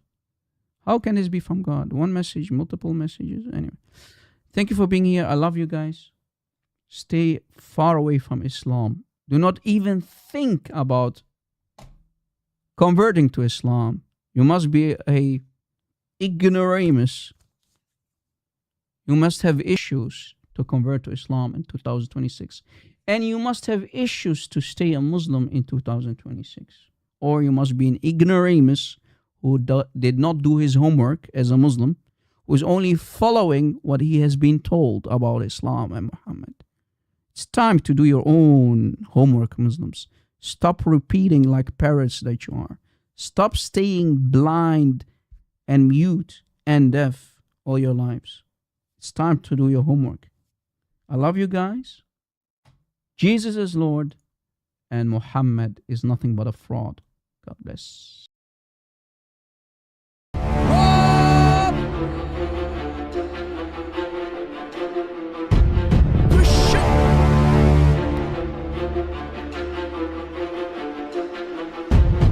Backup channel, please subscribe.